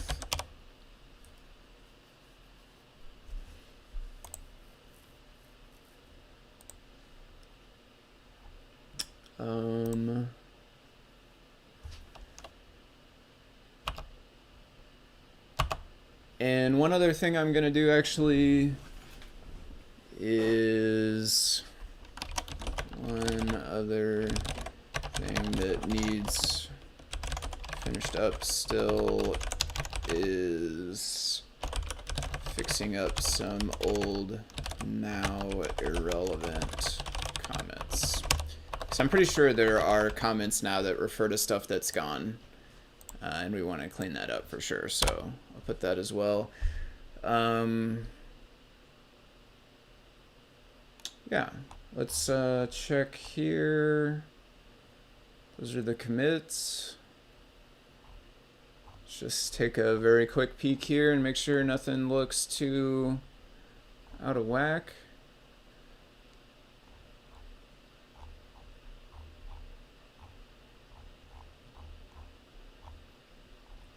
Yeah, it's looking good to me.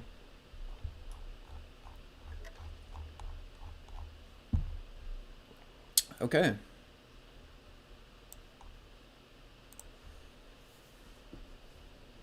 All right, we'll see what we'll see if anybody on the team knows about the doc strings. I'll try to talk to K-Match about that as well at some point too. Let me read up on the chat here a little bit. Will these changes be compatible with existing magtag? Yes, it will. The goal is that you will not have to change any user code at all. The goal is that all the user code that's written, be it in a project or anywhere, a learn guide or anything like that, it should all still work the same. Could I open a issue to add another font to the library? Yes, I can do that. If you're talking to me.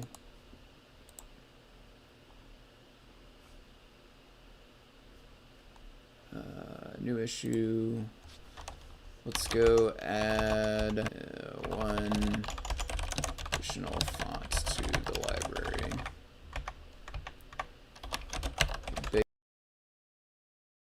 Base example script uses 2 fonts, but only one is currently checked in.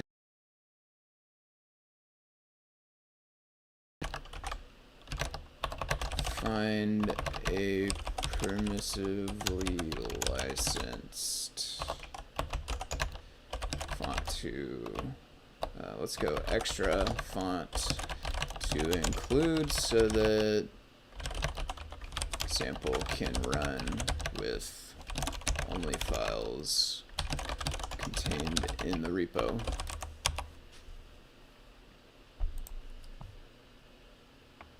Yeah, Pylint, it did, yeah, just recently lose. It started getting mad about the duplicate code stuff. I don't know if we updated the version or maybe there was just a fixed version or something, or maybe it's to do with the way we changed the way we were calling it when it moved into pre-commit or something. I'm not sure the exact thing that changed, but somehow it started getting that flagged. This is just under the hood. Yeah, sorry, I'm catching up. It looks like Jose has answered some of this stuff, but I'm just catching up on the chat here. It's under the hood for the library. After Pylint rules changed, normally you would not notice the old or the new code. Yep, because the functionality is the same. That's exactly right. Hugo made it home, fed the kids, catching up a bit more. Nice. Welcome back, Hugo. Driving, cooking, coffee, all important things. Some coffee sounds good. Could get some coffee once I'm done with here. One serif and one sans serif. Yeah, that'd be cool. I think the one we have, I think, is sans serif, so maybe we could include one that's also a serif. That sounds good to me. The main thing to keep in mind is we want it to be a different size if we can, because we want it's easiest to tell the baseline parameter. It's easiest to tell what's happening if the sizes are way different. So like one really small font, one really big font. So we do want it to be like that. But other than that, I don't think it matters too much. But yeah, the variance would be good. So if we go serif on that one, that'd be great. New version of Pylint, it fixed a previous bug that it didn't always catch, and then pre-commit was updated, and so on the examples it prevents that from being an issue because it looks at each file individually instead of all of them. I think at one point Pylint wasn't ran. Yeah, I think you're correct, John. I think Pylint, it didn't always get run on the examples. And the other thing that's about it is Pylint, I think there's a few extra rules on the examples. So like the examples, they disable a few of the checks by default, like variable name checks and a few other things, I'm pretty sure. So even though it is now run on the examples, it's also a little bit less strict. We'll prefer the big font and small font type thing, but for testing it'd be better a serif font for all the ascent and descent stuff. Yeah, that sounds good to me. Okay, we created this. Yeah, I think that's good on display text for now. I'm gonna jump over and work on the game stuff a little bit, but before I dive right into the game stuff, I am going to pick up on something that I ran across last week. So if anybody watched the stream last week, at the very end of the stream, we pretty much had this working where we were importing our game map from a tiled file, a JSON exported tiled map file. And it was pretty much working, but when I ran it on the computer, there was some extra sprites. It was drawing a few extra things that weren't supposed to be getting drawn, and I didn't really figure out why it was doing that. But what I did do last week was I tested it out on the PyGamer, and it wasn't doing it there. So it works correctly on the PyGamer. After the stream last week, I also tried it out on Blinka Display IO, so on a Raspberry Pi with a physical screen plugged in, with a, let me say actually a SPI screen plugged in. And it worked okay there as well.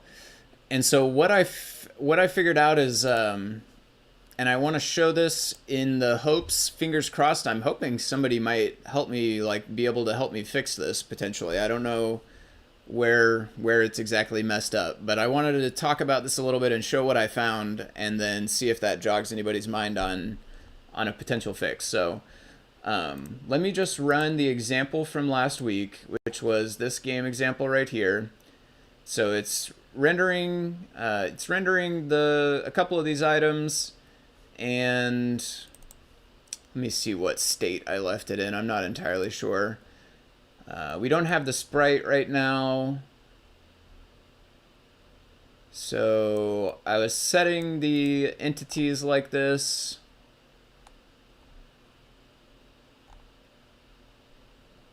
Yeah, let me also load up the map, so I can show what the map is supposed to look like here. One thing is actually my tiled got updated.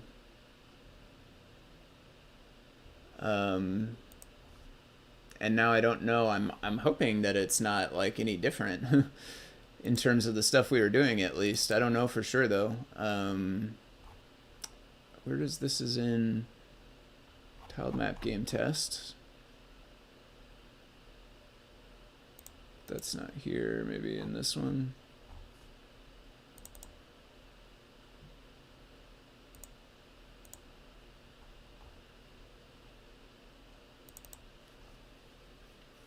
Okay, good map 0. Okay, it still loads. That's a good sign. Let's make this bigger. So this right here in the center, this is what our map is supposed to be looking like. And I think I've maybe changed a few things around. Let's take a look in the code here.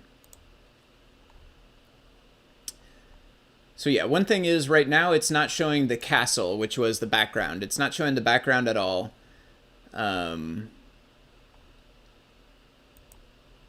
It's loading up sprite sheet 2.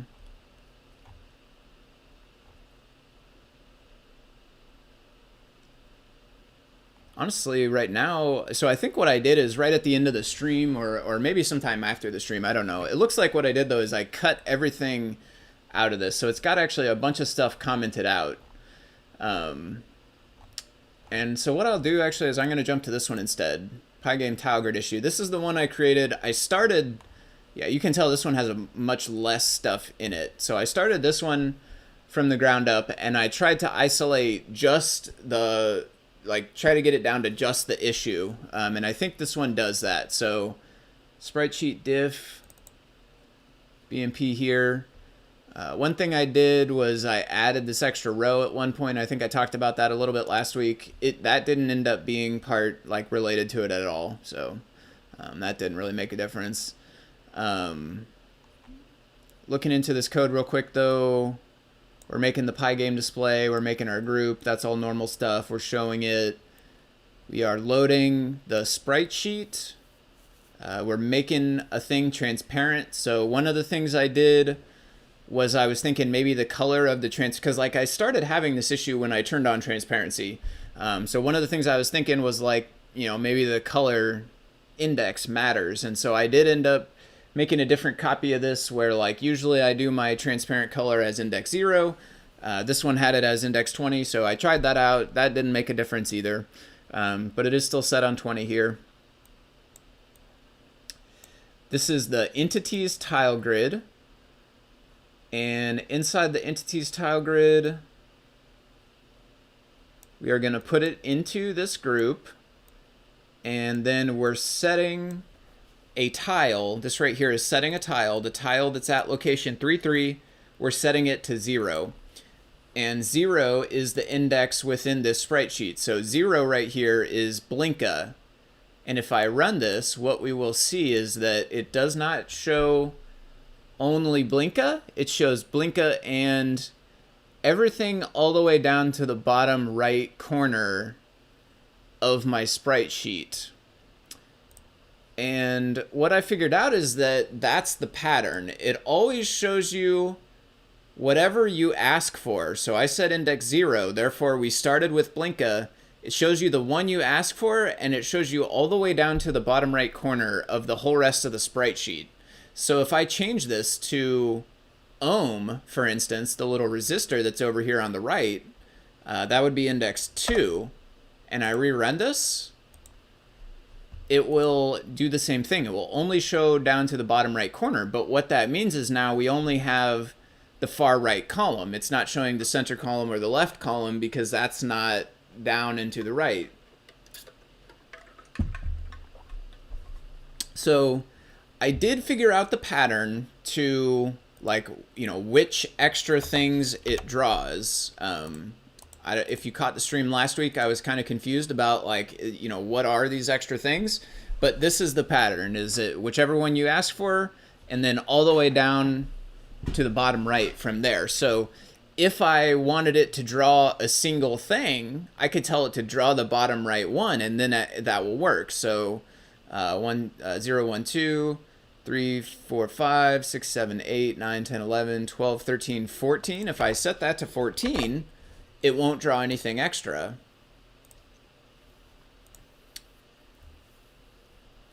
So there we go. We have just bottom right corner.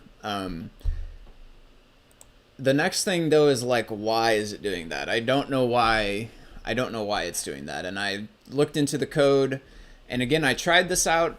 We saw last week, I ran it on the PyGamer, and it didn't do that on the PyGamer. So the good news is that it doesn't behave this way in CircuitPython. The good news is that, like, we could pretty much move on the CircuitPython side of things, and it's working correctly.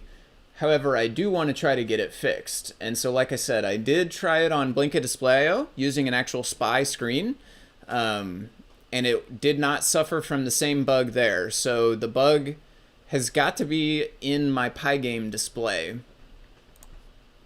And so another thing I found is that it's tied to the transparency, I'm pretty sure, right? So if I go like this, and we don't make that number transparent anymore, and we put this back to Blinka, I'm pretty sure we can get Blinka by herself.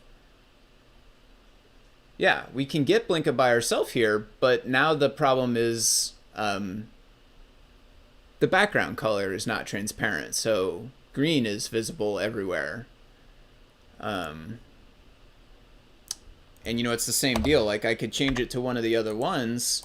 We can get another one as a single thing, but we got to also get rid of the transparent color. And so it's the two things combined. When we made a color transparent, and when we're using, like, displaying it through the PyGame display here, then we suffer from this bug. I'm going to move this down to here just so it's easy to keep them together. So if I put that back on and run it, now we'll be back to having the duplicates. Is there nothing extra because there's no additional pixels in the bitmap? Nothing extra. I'm not sure what you mean. If you mean down at the bottom, I'm not sure what you mean, Hugo. So this one is on it set to 1. So I've shown you what I know so far, which is that the transparency is tied to it. I've, you know, again, the pattern of what it's actually doing, it's drawing the thing you ask and then going all the way to the bottom right. So the other thing I want to dive into on the stream here is I'm just going to look in the in the PyGame display code. Just pull that up and see if anybody has any ideas about what could be causing this. So I'm gonna go here.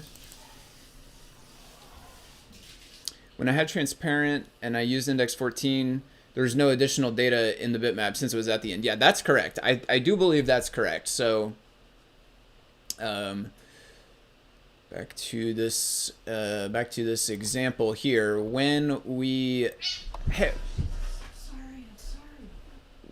have the transparency set, if we put this one on 14, then it doesn't draw anything extra. And I think Hugo's right. The reason why it's not drawing anything extra is because that is the end of the sprite sheet. There's nothing after it, or in this case, there is actually one row after it, but the row that's after it is all transparent. So we're making it transparent. And so I do think that is why when we set it to 14, we don't get any extra stuff. And it follows through with every index of the sprite sheet. Like if I get 13, then I'll have 2 tiles, just that bottom right and the one next to it. So it's like it always goes all the way to the end of the bitmap. So let me jump to the PyGame display. And I'll look inside of here, and then I don't know how much longer. I might wrap it up here before too long. But let's look in the PyGame display. So, and this is I'm gonna spend a minute here and walk through the code because I don't think I've ever done it on video yet, and honestly, it's been a while since I wrote it. It's been a while since I've looked in it. I don't remember off the top of my head how everything is working. So I think stepping through the code, like, it'll be good. Maybe this will jog my memory as well. So we have PyGame display. It extends display.io display, which is why we're allowed to call like .show on it, for instance, and why we're allowed to add things to it. So that makes sense. Its initializer function is a lot different than most of the things that extend display. Most of the things that extend display actually represent like actual SPI displays and I2C displays, and they tend to have a bunch of input arguments because there's a bunch of stuff you have to set up when you first initialize the display. So with the PyGame display, there's really not that much stuff. The icon is the main thing that you get the option to do, and that's really it. So like, there's not a whole lot of things there. We set running to true. Running is the Boolean true false that's used basically to listen for the X button on the window. So go back to this code here. We always, when we're using PyGame display code, we always have display.running, like while display.running. So that's setting the initial state of that to true.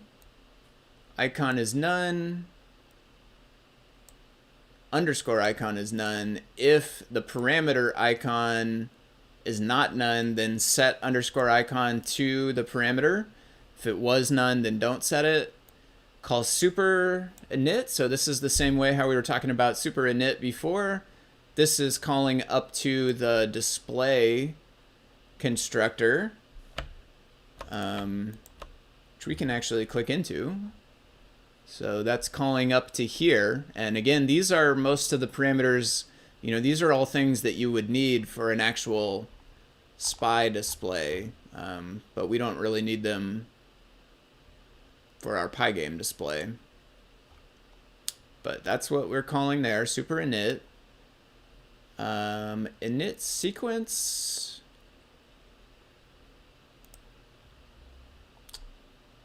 is, we're just passing none. And that's because init sequence, like in an actual display, there's an init sequence, but because our display, it's software only, there isn't really, we don't have to like start up any hardware, so that we can just send it none. And that gets us there. So initialize. I'm going to be clicking back and forth to this display here. Let me just keep this one open.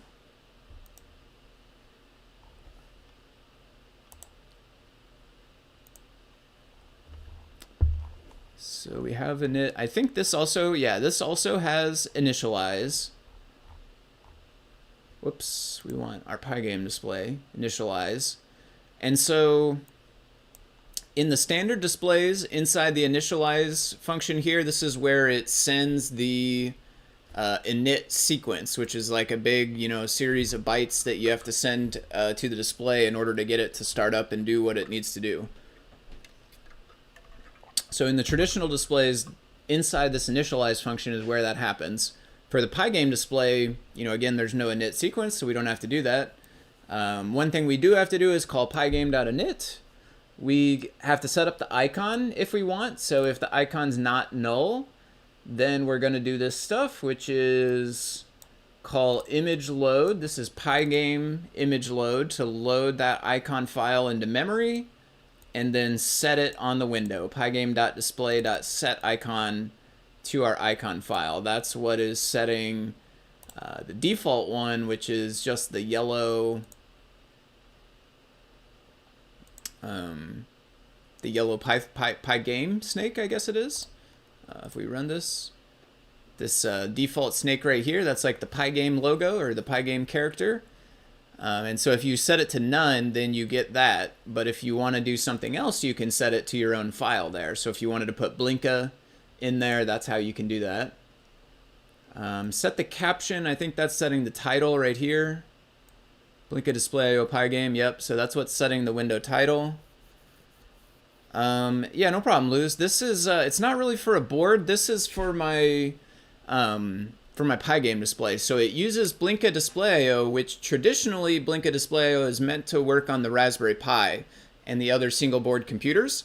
But this, it works with that Blinka Display IO, and then it works with the library called PyGame, which, I know it gets confusing because there's PyGamer, right? That's a device, and that's not what we're talking about. But this library here, PyGame, right here.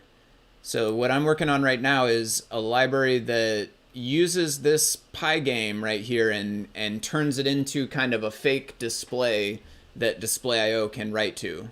So that's kind of like making Display.io code able to be run on PC or Raspberry Pi as well on the HDMI screen instead of on like a SPI screen. Yeah, so most of Display.io is all written for SPI displays, physical hardware SPI connected displays, whereas this is allowing it to run in software only inside of a PC.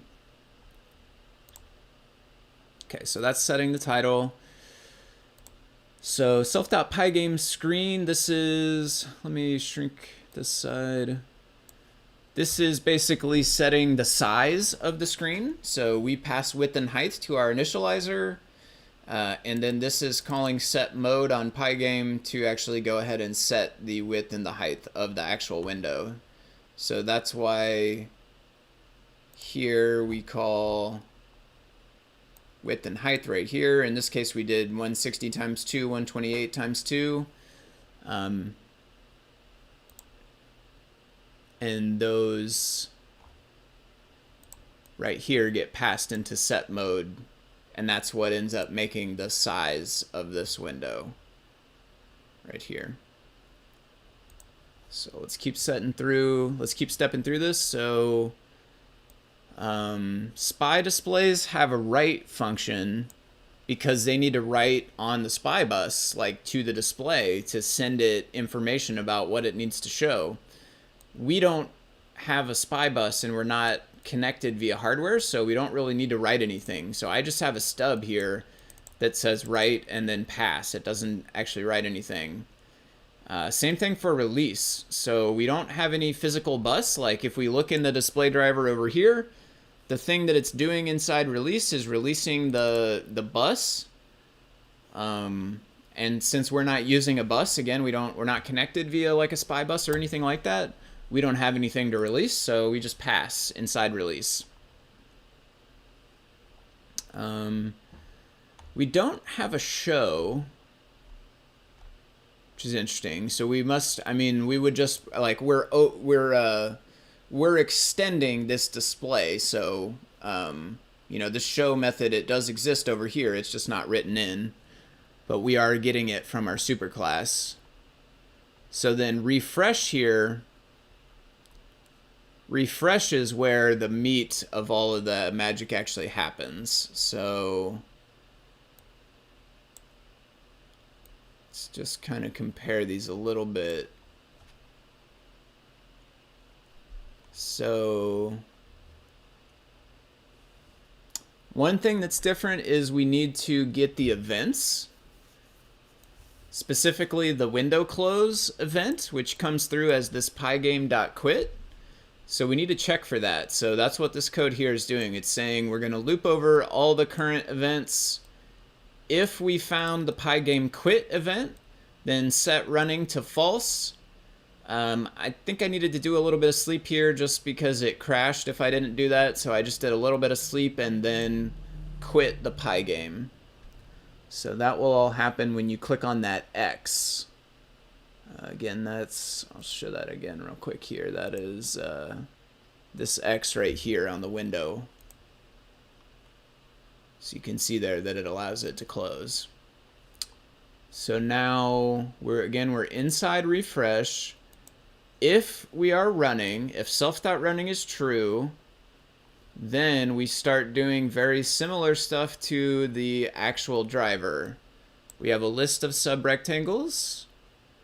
We're going to go through all the groups. Well, no, this is not.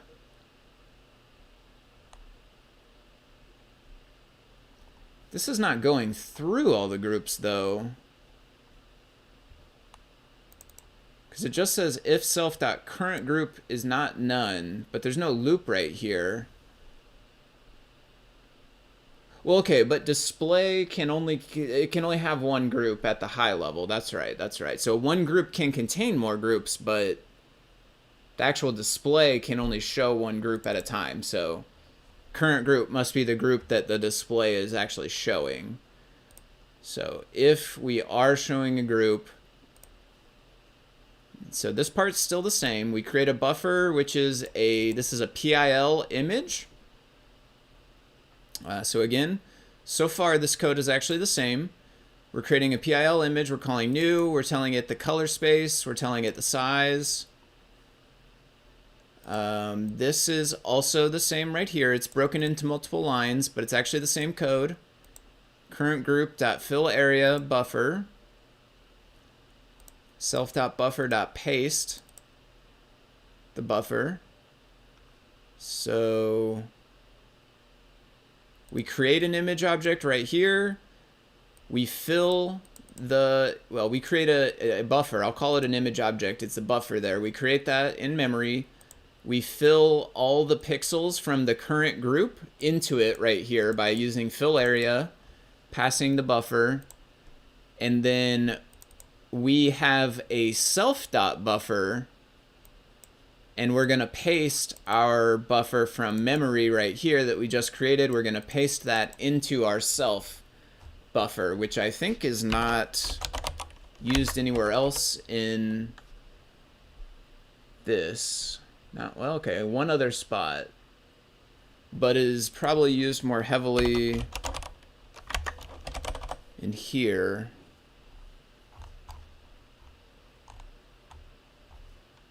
Self.buffer.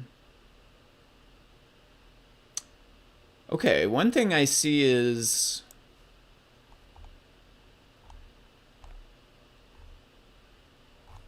this gets initialized as RGB,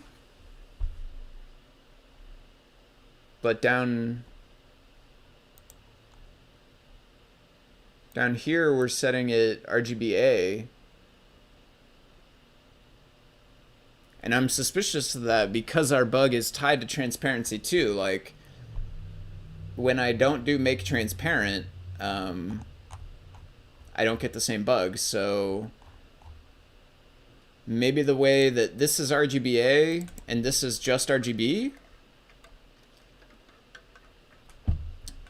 maybe something's going on there, because then we would create this with transparency, I think that's what that means, RGBA. I guess I don't actually know, though.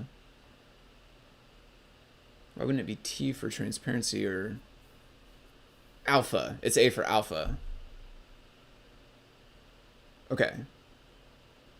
But then when it goes to paste it in here, it would be pasting data that has alpha into buffer, which was created without alpha. Yeah, thank you, David. So I'm not sure that that's leading to our trouble, but I am a little surprised actually that the transparency works, because of this buffer being RGB and then us pasting this buffer back into self underscore buffer. I would have thought maybe that it would ignore the alpha value, but somehow it does still make it work. So let's keep stepping through this. We're down in refresh here. So we pasted our buffer from memory into our self underscore buffer. If the current group is not none, then we want to append into the subrectangles a new rectangle, which is the full size. Whoops, accidentally scrolled a little bit there, which is the full size. So eventually we could calculate dirty rectangles here. We could create multiple rectangles of just the regions of the screen that have actually changed. And that way we would only try to draw those. But right now it just treats the whole screen as dirty. So it refreshes every pixel, every frame. So this is the same so far, because that's the same there. It's making the rectangle, adding it to subrectangles. And then for area in self subrectangles, we call refresh display area, which is actually the same as well. So honestly, our code inside of refresh is pretty much the same. The main differences are the way we get these events and the way we check right here for self.running. Everything else inside of refresh actually is the same as the base class, the parent display that we extended from. So then let's look in refresh display area. So this is going to be the part where it's different. So we say image equals self.underscore buffer. Remember, underscore buffer, that's a PIL image object. So we're calling the convert method on that. We're converting it to RGB.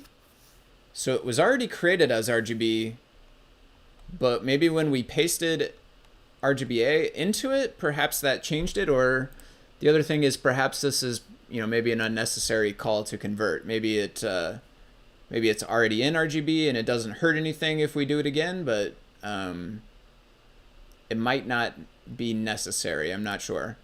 But it's converting it, and then it's cropping the current rectangle. So we're taking that current rectangle out, storing it inside of image. Then we're saying image equals rotate it to the self.rotation. So self.rotation, that's the rotation of the display.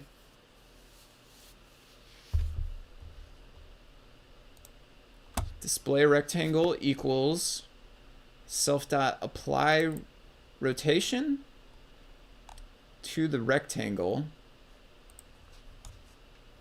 But I think we don't, this is only in the parent class. Yeah, we have one of one.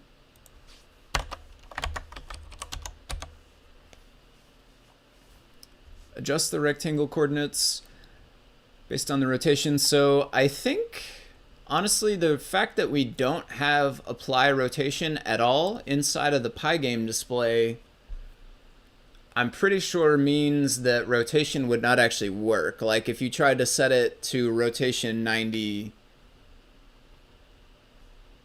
I don't think it will render correctly. And that might be a topic for a different day. Maybe if we wanted to try to make it support that. But the thing is, like, rotation doesn't make a whole lot of sense because you can just arbitrarily change the window size too. So like If you want to go landscape versus portrait, you just swap your height and width, and you don't have to rotate. Rotation equals 90. I'm kind of curious. Does it crash or just not show any? Oh wow, no, it works. It does work. Interesting. Let me do Blinka just so because it's hard to tell if those are sideways or not. Blinka will be super easy though. Is alpha related with transparency? Yeah, alpha is just another word for transparency. I noticed in PyGame, Blinka display, oh, we have a problem with rotation. So here, it does rotate. If you swap, maybe it's a mirror, you may want to rotate.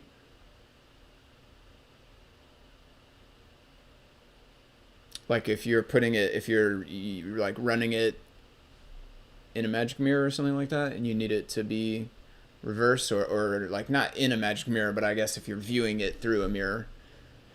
Okay, so rotation does work. I'm actually surprised that the rotation works, but that's not, that's interesting, but I don't think that's to do with our issue. Display rectangle, so apply rotation. So we're cropping it again. Image equals image.crop self.clip. Clip. We only have one use of that there. Self.clip. Rectangle.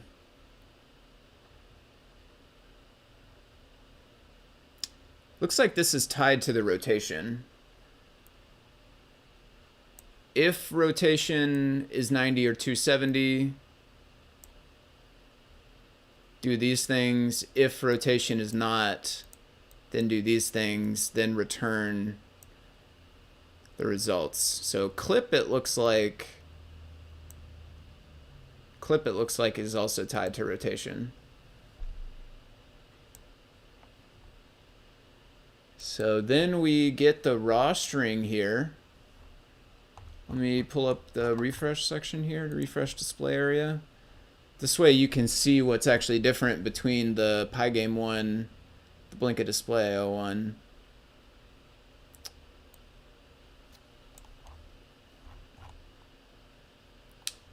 Okay, so that is the same right there. Image crop, clip, display rectangle. This is where we start getting different. So we say raw string is equal to image 2 bytes, which is coming, image is a PIL object, so PIL image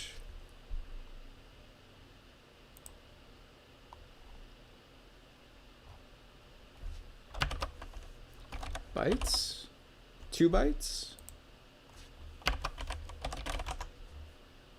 So this is the function we're calling right here, image 2 bytes.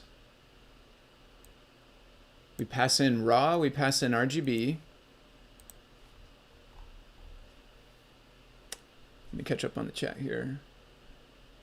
When I use transpose XY with the fonts, I see, yep. If you invert X and Y, then it's reverse, yeah, yep. So we're calling 2 bytes. We are passing raw encoder name. I don't know what the other encoders are. This method returns raw image data from the internal storage. For compressed image data, use save with bytes.io. So encoder name raw, args, we passed extra.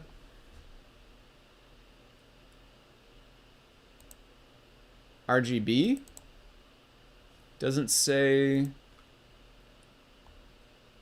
here what that does, which is kind of a bummer.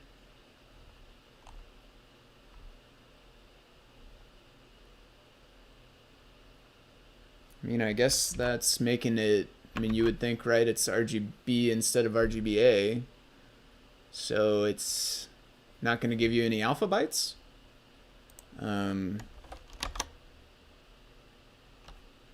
This seems a little reckless, but what happens if we just change that?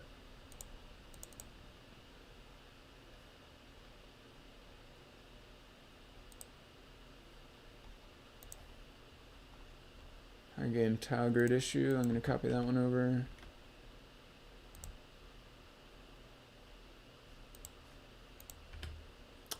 Need to clean up this repo bad.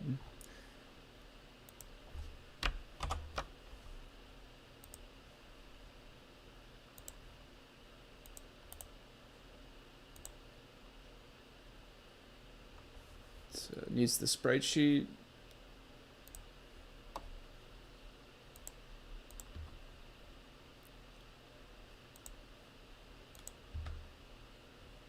I'm going to close some of my other PyCharms here.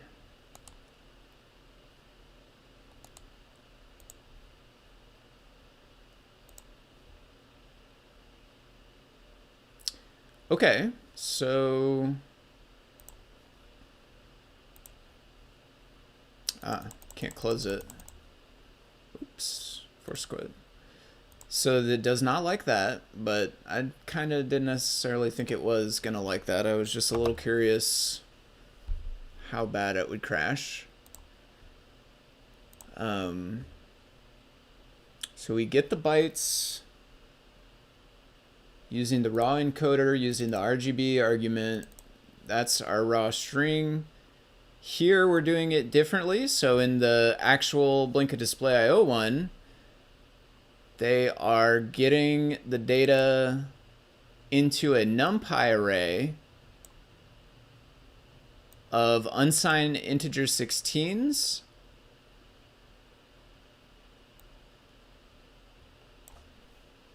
Color is getting set to a tuple and some kind of magic.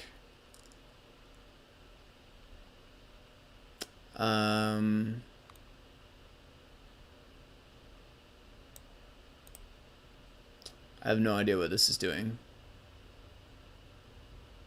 And F8, so it's comparing those bits with an and then shifting also by 8 bits here, 3 bits here, and 3 bits the other way.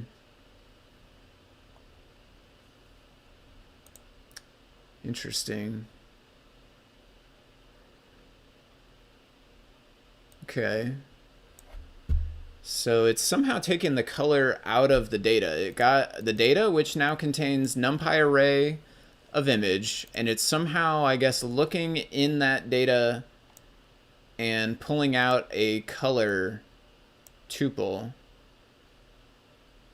Interestingly, we don't have anything analogous on the PyGame side. So next thing it does, pixels equals a list of numpy.dstack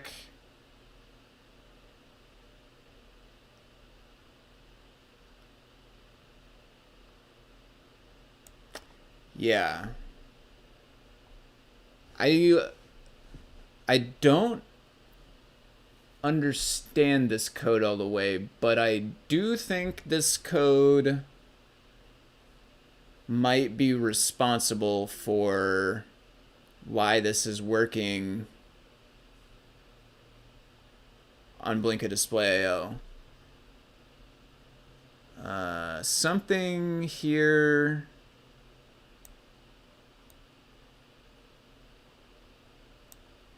Something about the way it's doing this, I think.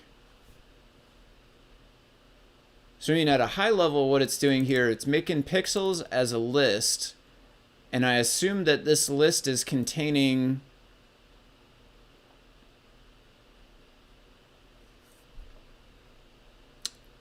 it's containing all of the colors, which it will eventually put into the screen. So it's like a one-dimensional list with each element representing one pixel on the screen. They're not an XY because they're only in a single list, but... And somehow I am thinking that either something inside this magic or something inside this magic is making it better at ignoring the parts that are transparent, and therefore making it not draw extra. Let's keep looking through this a little bit. We're flatten. So we flatten our tuple, I guess we're calling, no, we flatten a dstack. NumPy.dstack. I'm not sure what a dstack is. I'd have to look into that. That might be an array, I guess, maybe. It's calling flatten on that, and then it's calling toList on that. That line 267 on Blinka is taking out just the RGB channels with some bitwise logic. Okay. RGB channels. So it's basically getting the color for that pixel, and it's making one big list of all those pixels. And then here it's gonna go write some data on the SPI bus, the set column command, the actual column, I guess, probably where we want to start. Write some more things on the SPI bus, set the set row command, the actual row where we want to start. These two things might be relevant as well, actually. We're telling it where we want to start. I wonder if we're also telling it where we want to end, because that's kind of like our problem, is we're going farther than we want, really. Maybe we're not telling it to end correctly, but... So setting the set column command and the set row command, and again, these are going on the SPI bus, they're going to the physical display. In PyGame, we don't necessarily need to set the column and the row that way, but maybe there's something going on here that's also allowing it to clamp to just the spot it's using. On this side, we got our raw string. We get we're going to create a PyGame surface by saying pygame.image.fromString, the raw string, and the width and height, and then the arguments, which is RGB for the color space. So basically take the data that's in this raw string, build it back into a, build it into a PyGame image. It used to be a PIL image. We took it from a PIL image to its raw bytes, and then we're taking it from its raw bytes into a PyGame image. Then once we have our PyGame image, now we can show it on the screen, and inside PyGame they use the blit function as the way that you draw pretty much anything, I think, on the screen. So whenever you want to put something onto the screen, you say PyGame screen.blit. You tell it the thing you want to put on. So PyGame surface, that's what it is for us. That's that PyGame image object that we created. We tell it the location we want to blit it to, and that's it. So we tell it those two things. It's going to put it on there. And then inside of PyGame, we do have to call flip. We call flip, it's like refresh, basically. It's like telling the screen to go ahead and actually draw. So we have to do that at the end, or else it won't update. Looking back in the hardware display one, after we set the start column and row, if data as commands, then write none and pixels. So write takes a command and a string. Yeah, command and a data. So if you pass none for the command, then it will just send the data. which is what's happening down here. If, I don't know what data as, oh, I guess maybe some displays have to use a command for when you send them data and maybe other displays don't. That could be. And so if it was data as command, then we do none for the command and we send the pixels. If it was not data as command, then we say write ram command, and then we pass the pixels. Let me see.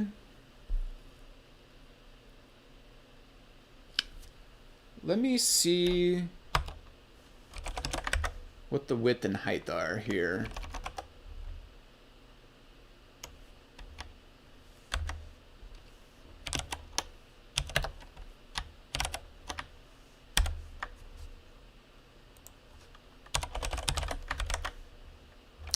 So yeah, I mean, we made it pretty much to the end of the PyGame display. So this gives you an idea, like, it actually turned out to be a lot less complex than I was originally thinking it was going to have to be. Once I figured out kind of like this, you know, this trick right here of going from the PIL image to the bytes and then from the bytes to the PyGame image, and then you can put the PyGame image on the screen, like, that's really it. I mean, honestly, there's some more machinery to make this into the display object and to do the rest of the stuff that Display.io is expecting, but as far as the actual code to get it to draw, I was actually really surprised. There's not much of it, and it's pretty much right here.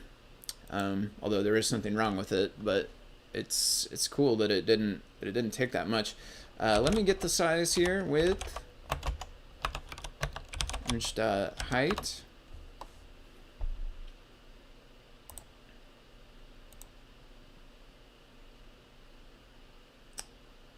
Okay, so one thing is it's gonna keep refreshing over and over. That's fine. We can just close it.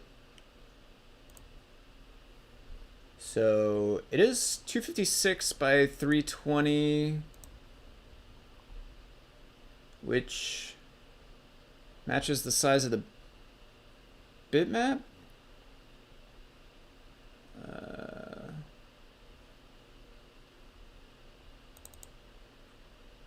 No. Well, scaled maybe. Let me just take the scaling out of this.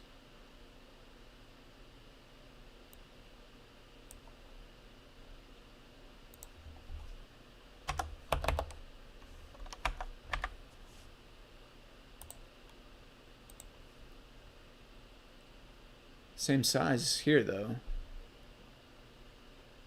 256 by 320. So that's the size of the screen. Is that right?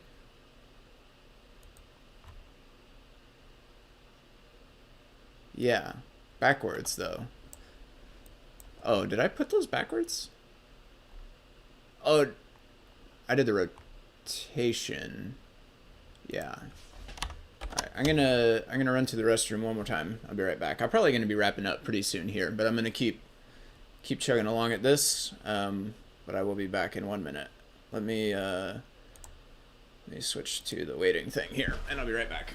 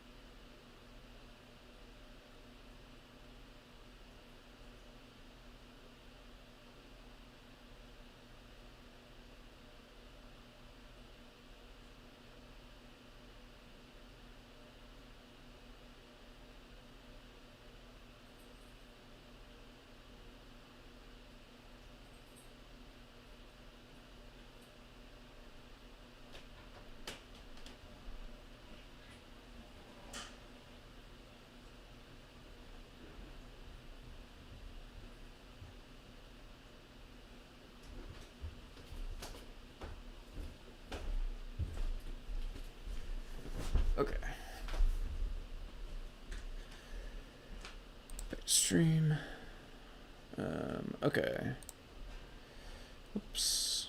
Cancel that. So we turn off rotation. So now it will be 320 by 256, but that is just the size of the entire display. So that makes sense because we don't have any of the dirty rectangle stuff going on. It's always just refreshing the entire display.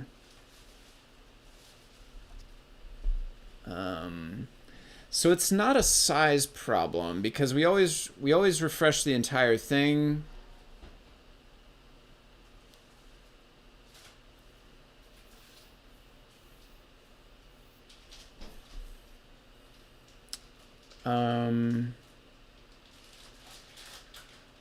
It's not a size problem. Well, maybe it's not quite that simple. I mean, it is a size problem because it's drawing too much. Does this? I mean, it will. I think definitely. If I put this to 2, it will still show the same size. 320 by 256 again because that's the whole screen.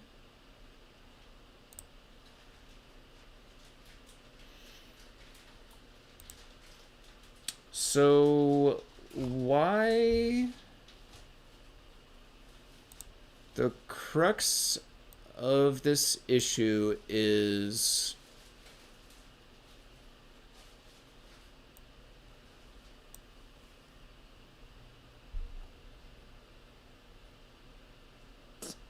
why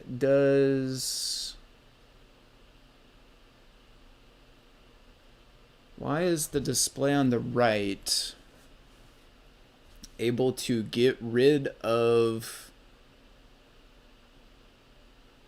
the parts of the sprite sheet that we're not showing?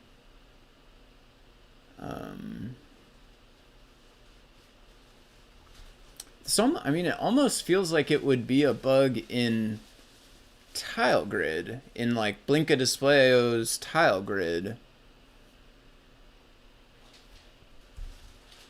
But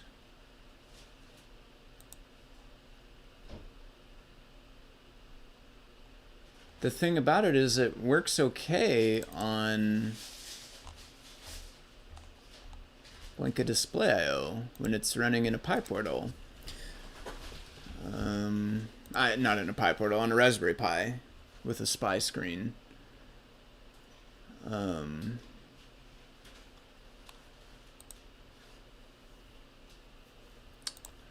me just look on GitHub actually.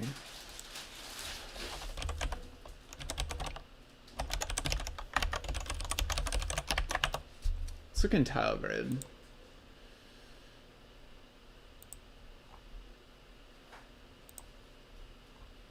TileGrid.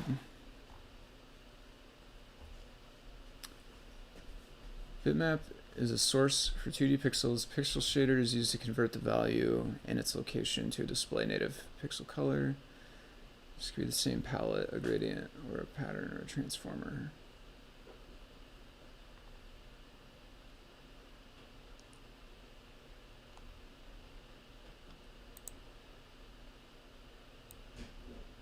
Weird. It's like checking if bitmap is a certain type.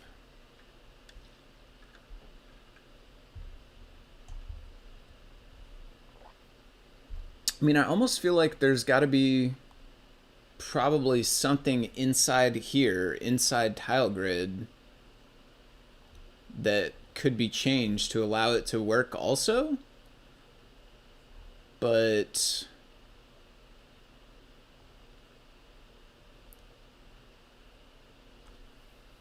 I don't understand why the bug is not visible on the PyPortal or on the Blinka Display.io using a SPI bus screen. That makes me think that it's in the PyGame Display side of things, but it just feels like a TileGrid bug. That was what I mentioned when I rotate the TileGrid. I have the problem for the fonts I see.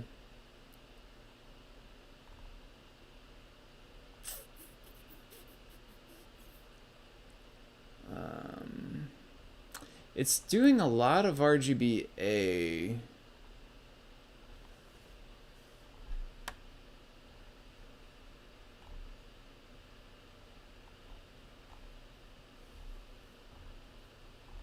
Flip Y, transpose XY, set item, set item.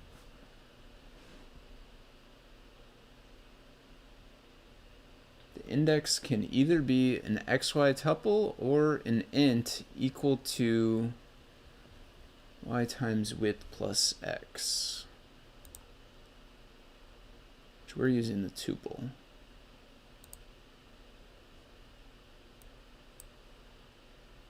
Okay.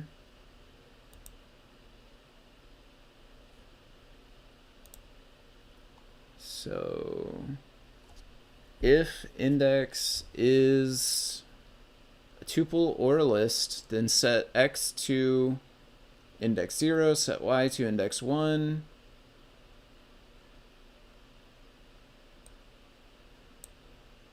And then set index equal to what it would be if it weren't a list or a tuple, which is y times width plus x.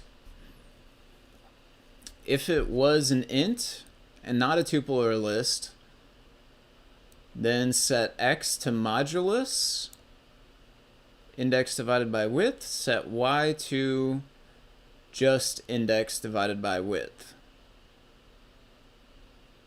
And again, index is, this is the integer index within the tile grid. So it's actually an XY location, but it's as if it was a list. So it's only the index instead of the XY. If x is greater than self.width, or y is greater than self.height, or index is greater than the number of tiles, raise a value error that says tile index is out of bounds. If not 0? No. If not 0 is less than, yeah, okay, if not value is between 0 and 255, then tile is out of bounds. Otherwise, just set tiles to value. It seems okay. So it would be maybe in fill area.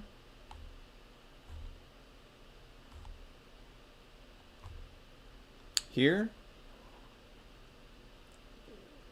Draw onto the image.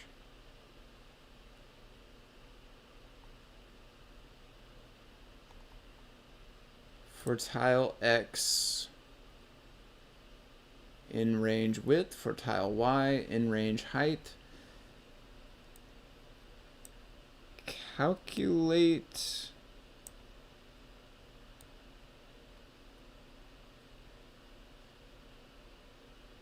this says tile index, but it would be fetching the value, I think. It would be setting, I mean, it would be getting the color value back out of tiles, probably. Not the index. Maybe they mean color index. That's probably what it means, is color index, not like index within the list. Tile index X, tile index Y, tile image is bitmap.image, bitmap is self.bitmap.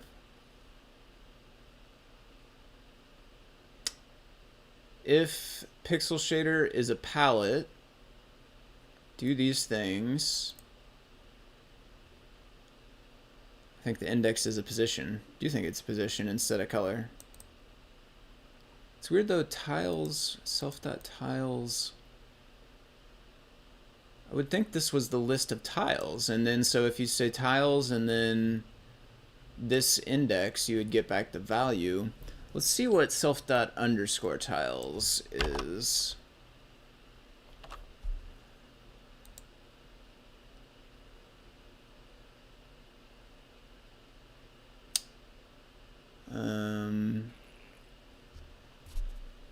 A tuple times a list. What happens when you multiply a tuple by a list? Width times height. Well, this isn't not a tuple, I guess. These are parentheses for math. So what happens when you multiply a number times a list? If the image is flattened into one-dimensional array. Yeah, that's what I was thinking as well with index. That's what I was thinking as well, but the name tiles makes it seem like it stores. Well, but it wouldn't store, it can't be the color index because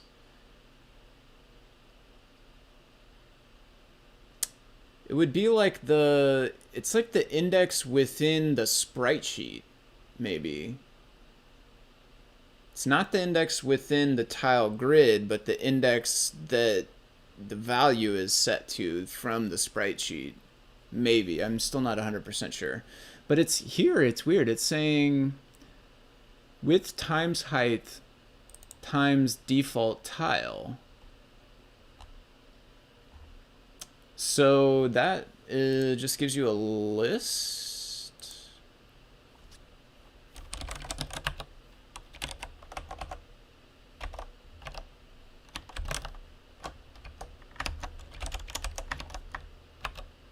Yeah.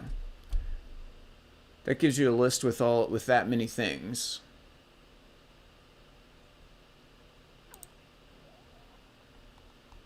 So it's the actual tiles, and the tiles are, each one is an int, and it represents the index within the sprite sheet. So not the index within the tile grid, but the index within the sprite sheet. So then we're looking up which sprite sheet index is at this index or XY coordinates of the tile grid. So that's where the confusion is. We have an index of the tiles in the grid, but the values of those tiles are also indexes. They are indexes within the sprite sheet. Yep, you're right. Initialize it with the default tile. So if pixel shader is a palette, I'm just going to step through a little bit more of the code here, and then we'll wrap it up here. I appreciate all of you tuning in and watching along with this part of it while I try to kind of troubleshoot this thing here. If pixel shader is a palette, then tile image equals tileimage.copy .convert p. I think p is converting it from PNG, maybe? Not 100% sure there. Or no. P, I think, is the letter for indexed BMP, I think, actually. I think that's what that means inside PIL. PIL has these types, and the P type, I'm pretty sure, means bitmap, indexed bitmap. Yep, awesome. Okay, thank you. Thank you for the clarification on that. I see I'm like getting super dark here. I don't know how to fix that right away, so we'll just leave it for now. Okay, so copy it. So convert it to indexed BMP, store it back in itself, apply the palette to the tile image, then convert it to RGBA and store it back in itself again, then add alpha,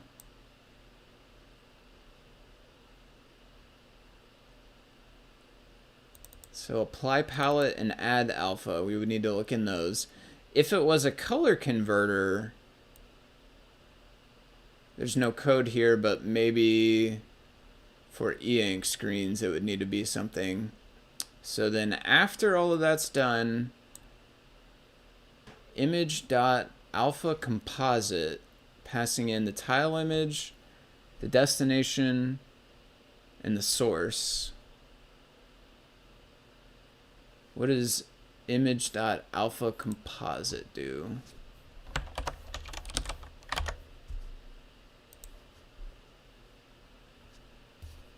In place analog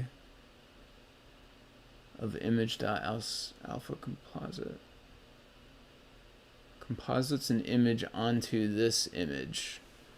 Parameters takes the image to composite over this one. Optional 2 tuple left and top, specifying the upper left corner of the destination image.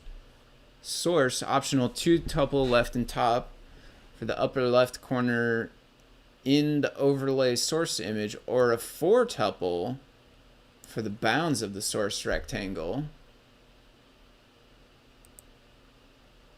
That sounds relevant.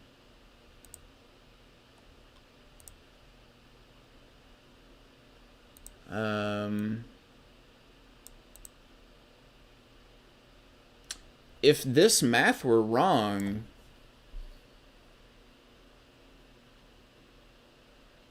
then I could see that leading to us getting those extra things drawn. But I mean, if this math were wrong, also a bunch of other stuff would be broken probably. So the tile image is the image. The destination is a 2 tuple. Tile X times width. Tile Y, which those are these, times width, Y times height. Source, also a 2 tuple. So one of these needs to be a 4 tuple? Because we need to have a right and a bottom.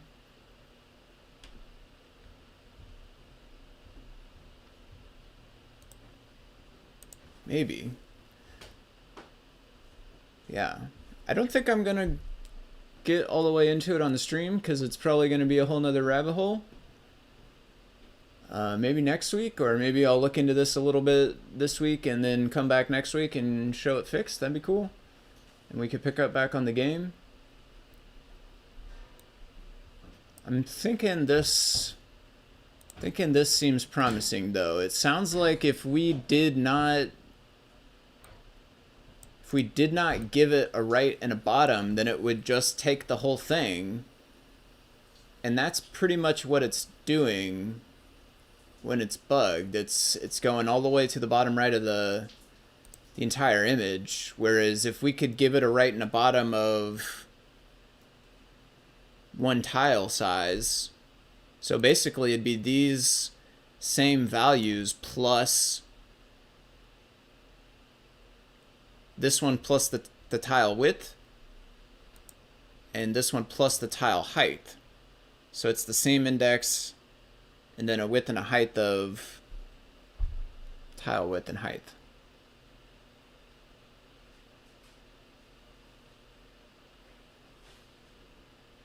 Shouldn't it know the size of 1 tile? Yeah, tile width and tile height are the size of 1 tile.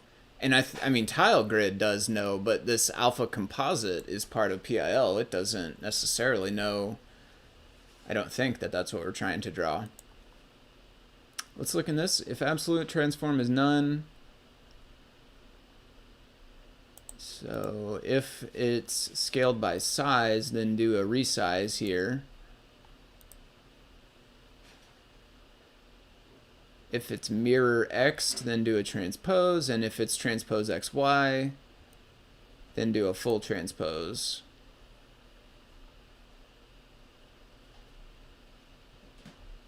And again, this is still all inside of fill area. Yeah, this is all inside of fill area.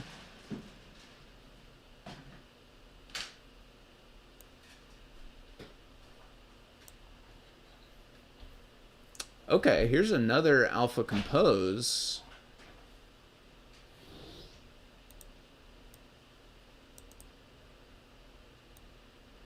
if x is less than or equal to the buffer width, if and y is less than or equal to the buffer height, and source is less than width, and source y is less than height.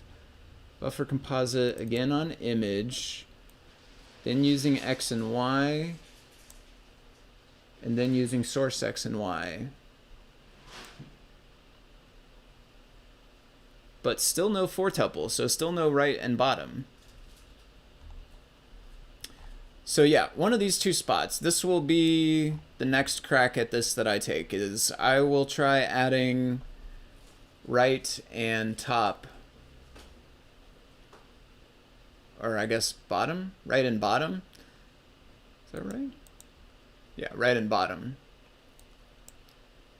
I'll try adding those. Oh, come on. That's all of this stuff. There we go. I'll try adding those right and bottom into here and see if that makes any difference. In the tile grid, specifically the example I'm trying to do with the game stuff, but also try to see if it breaks anything, because that's the other part I'm worried about, going inside and changing. I mean, because this is inside TileGrid Py, I'm worried about going inside and changing stuff inside of there, just because like it seems to be working okay in Blinka Display IO with the SPY display, so I don't think it can be as simple as there's just a bug in TileGrid and if we fix that this will go away, but maybe. Or maybe it's not a bug in TileGrid, but maybe we can tweak it and have it work in the same way for both. I'm not sure. The tile part of Display IO is super confusing. I see why they want to do it and how it can be useful for sprites. Yeah, but for mini usage, you don't need to know. Yeah, that's true. It does. TileGrid is kind of an advanced thing to wrap your head around for sure, and it is tough if you're new and you're just trying to, like, you know, put an image on the screen or whatever. It can be tough to wrap your head around all of it and why you need to use it and everything. Yeah, that's possible as well. There could be a bug in Blinka Display IO TileGrid that's compensating for a bug that's actually in Display IO. So something inside here could be making up for something that's weird in the core, which is what we saw in that scale issue. I think Jose fixed the scale on the display text, and that was a similar deal where like it worked correctly in the microcontroller, and it seemed like it should not do that same. It seemed like it shouldn't scale twice, but it was, and so it ended up we changed it inside display text. But the behavior being different, I think, suggested that there was a difference between Blinka Display IO and core Display IO. We might have something similar here. There might have been a slight difference in Blinka Display IO versus core, and maybe there's something done inside of here that interacts with that difference, specifically on the Blinka Display IO side and not the microcontroller side. But anyway, I think we'll wrap it up there. Thank you all for watching. David, I don't know if I ever said hi to you, but thanks for tuning in. I appreciate me checking it out, and especially all the ideas you're offering up here at the end. Jose, Hugo, Luz Thurman, anybody else, if I missed you guys, thank you all for tuning in. Thank you all for hanging out, and especially thank you all if you offered up help on stuff that I was working on here. I will be back next week. I don't know for sure what all is going on, but I don't think I have anything next weekend, so I should be doing the stream again next weekend. Same time, same place, 10 a.m. Central Time on Saturday. And until then, I will sign off. We'll talk to you guys later. Talk to you folks later. Yeah, you have a good weekend as well, Hugo. And same for everybody else. Have a good weekend. Should try to follow better and start on time. Yeah, no worries. No worries. You can always catch the replay if you're interested, or 10 a.m. Central is when I'll be getting going next time. But thank you.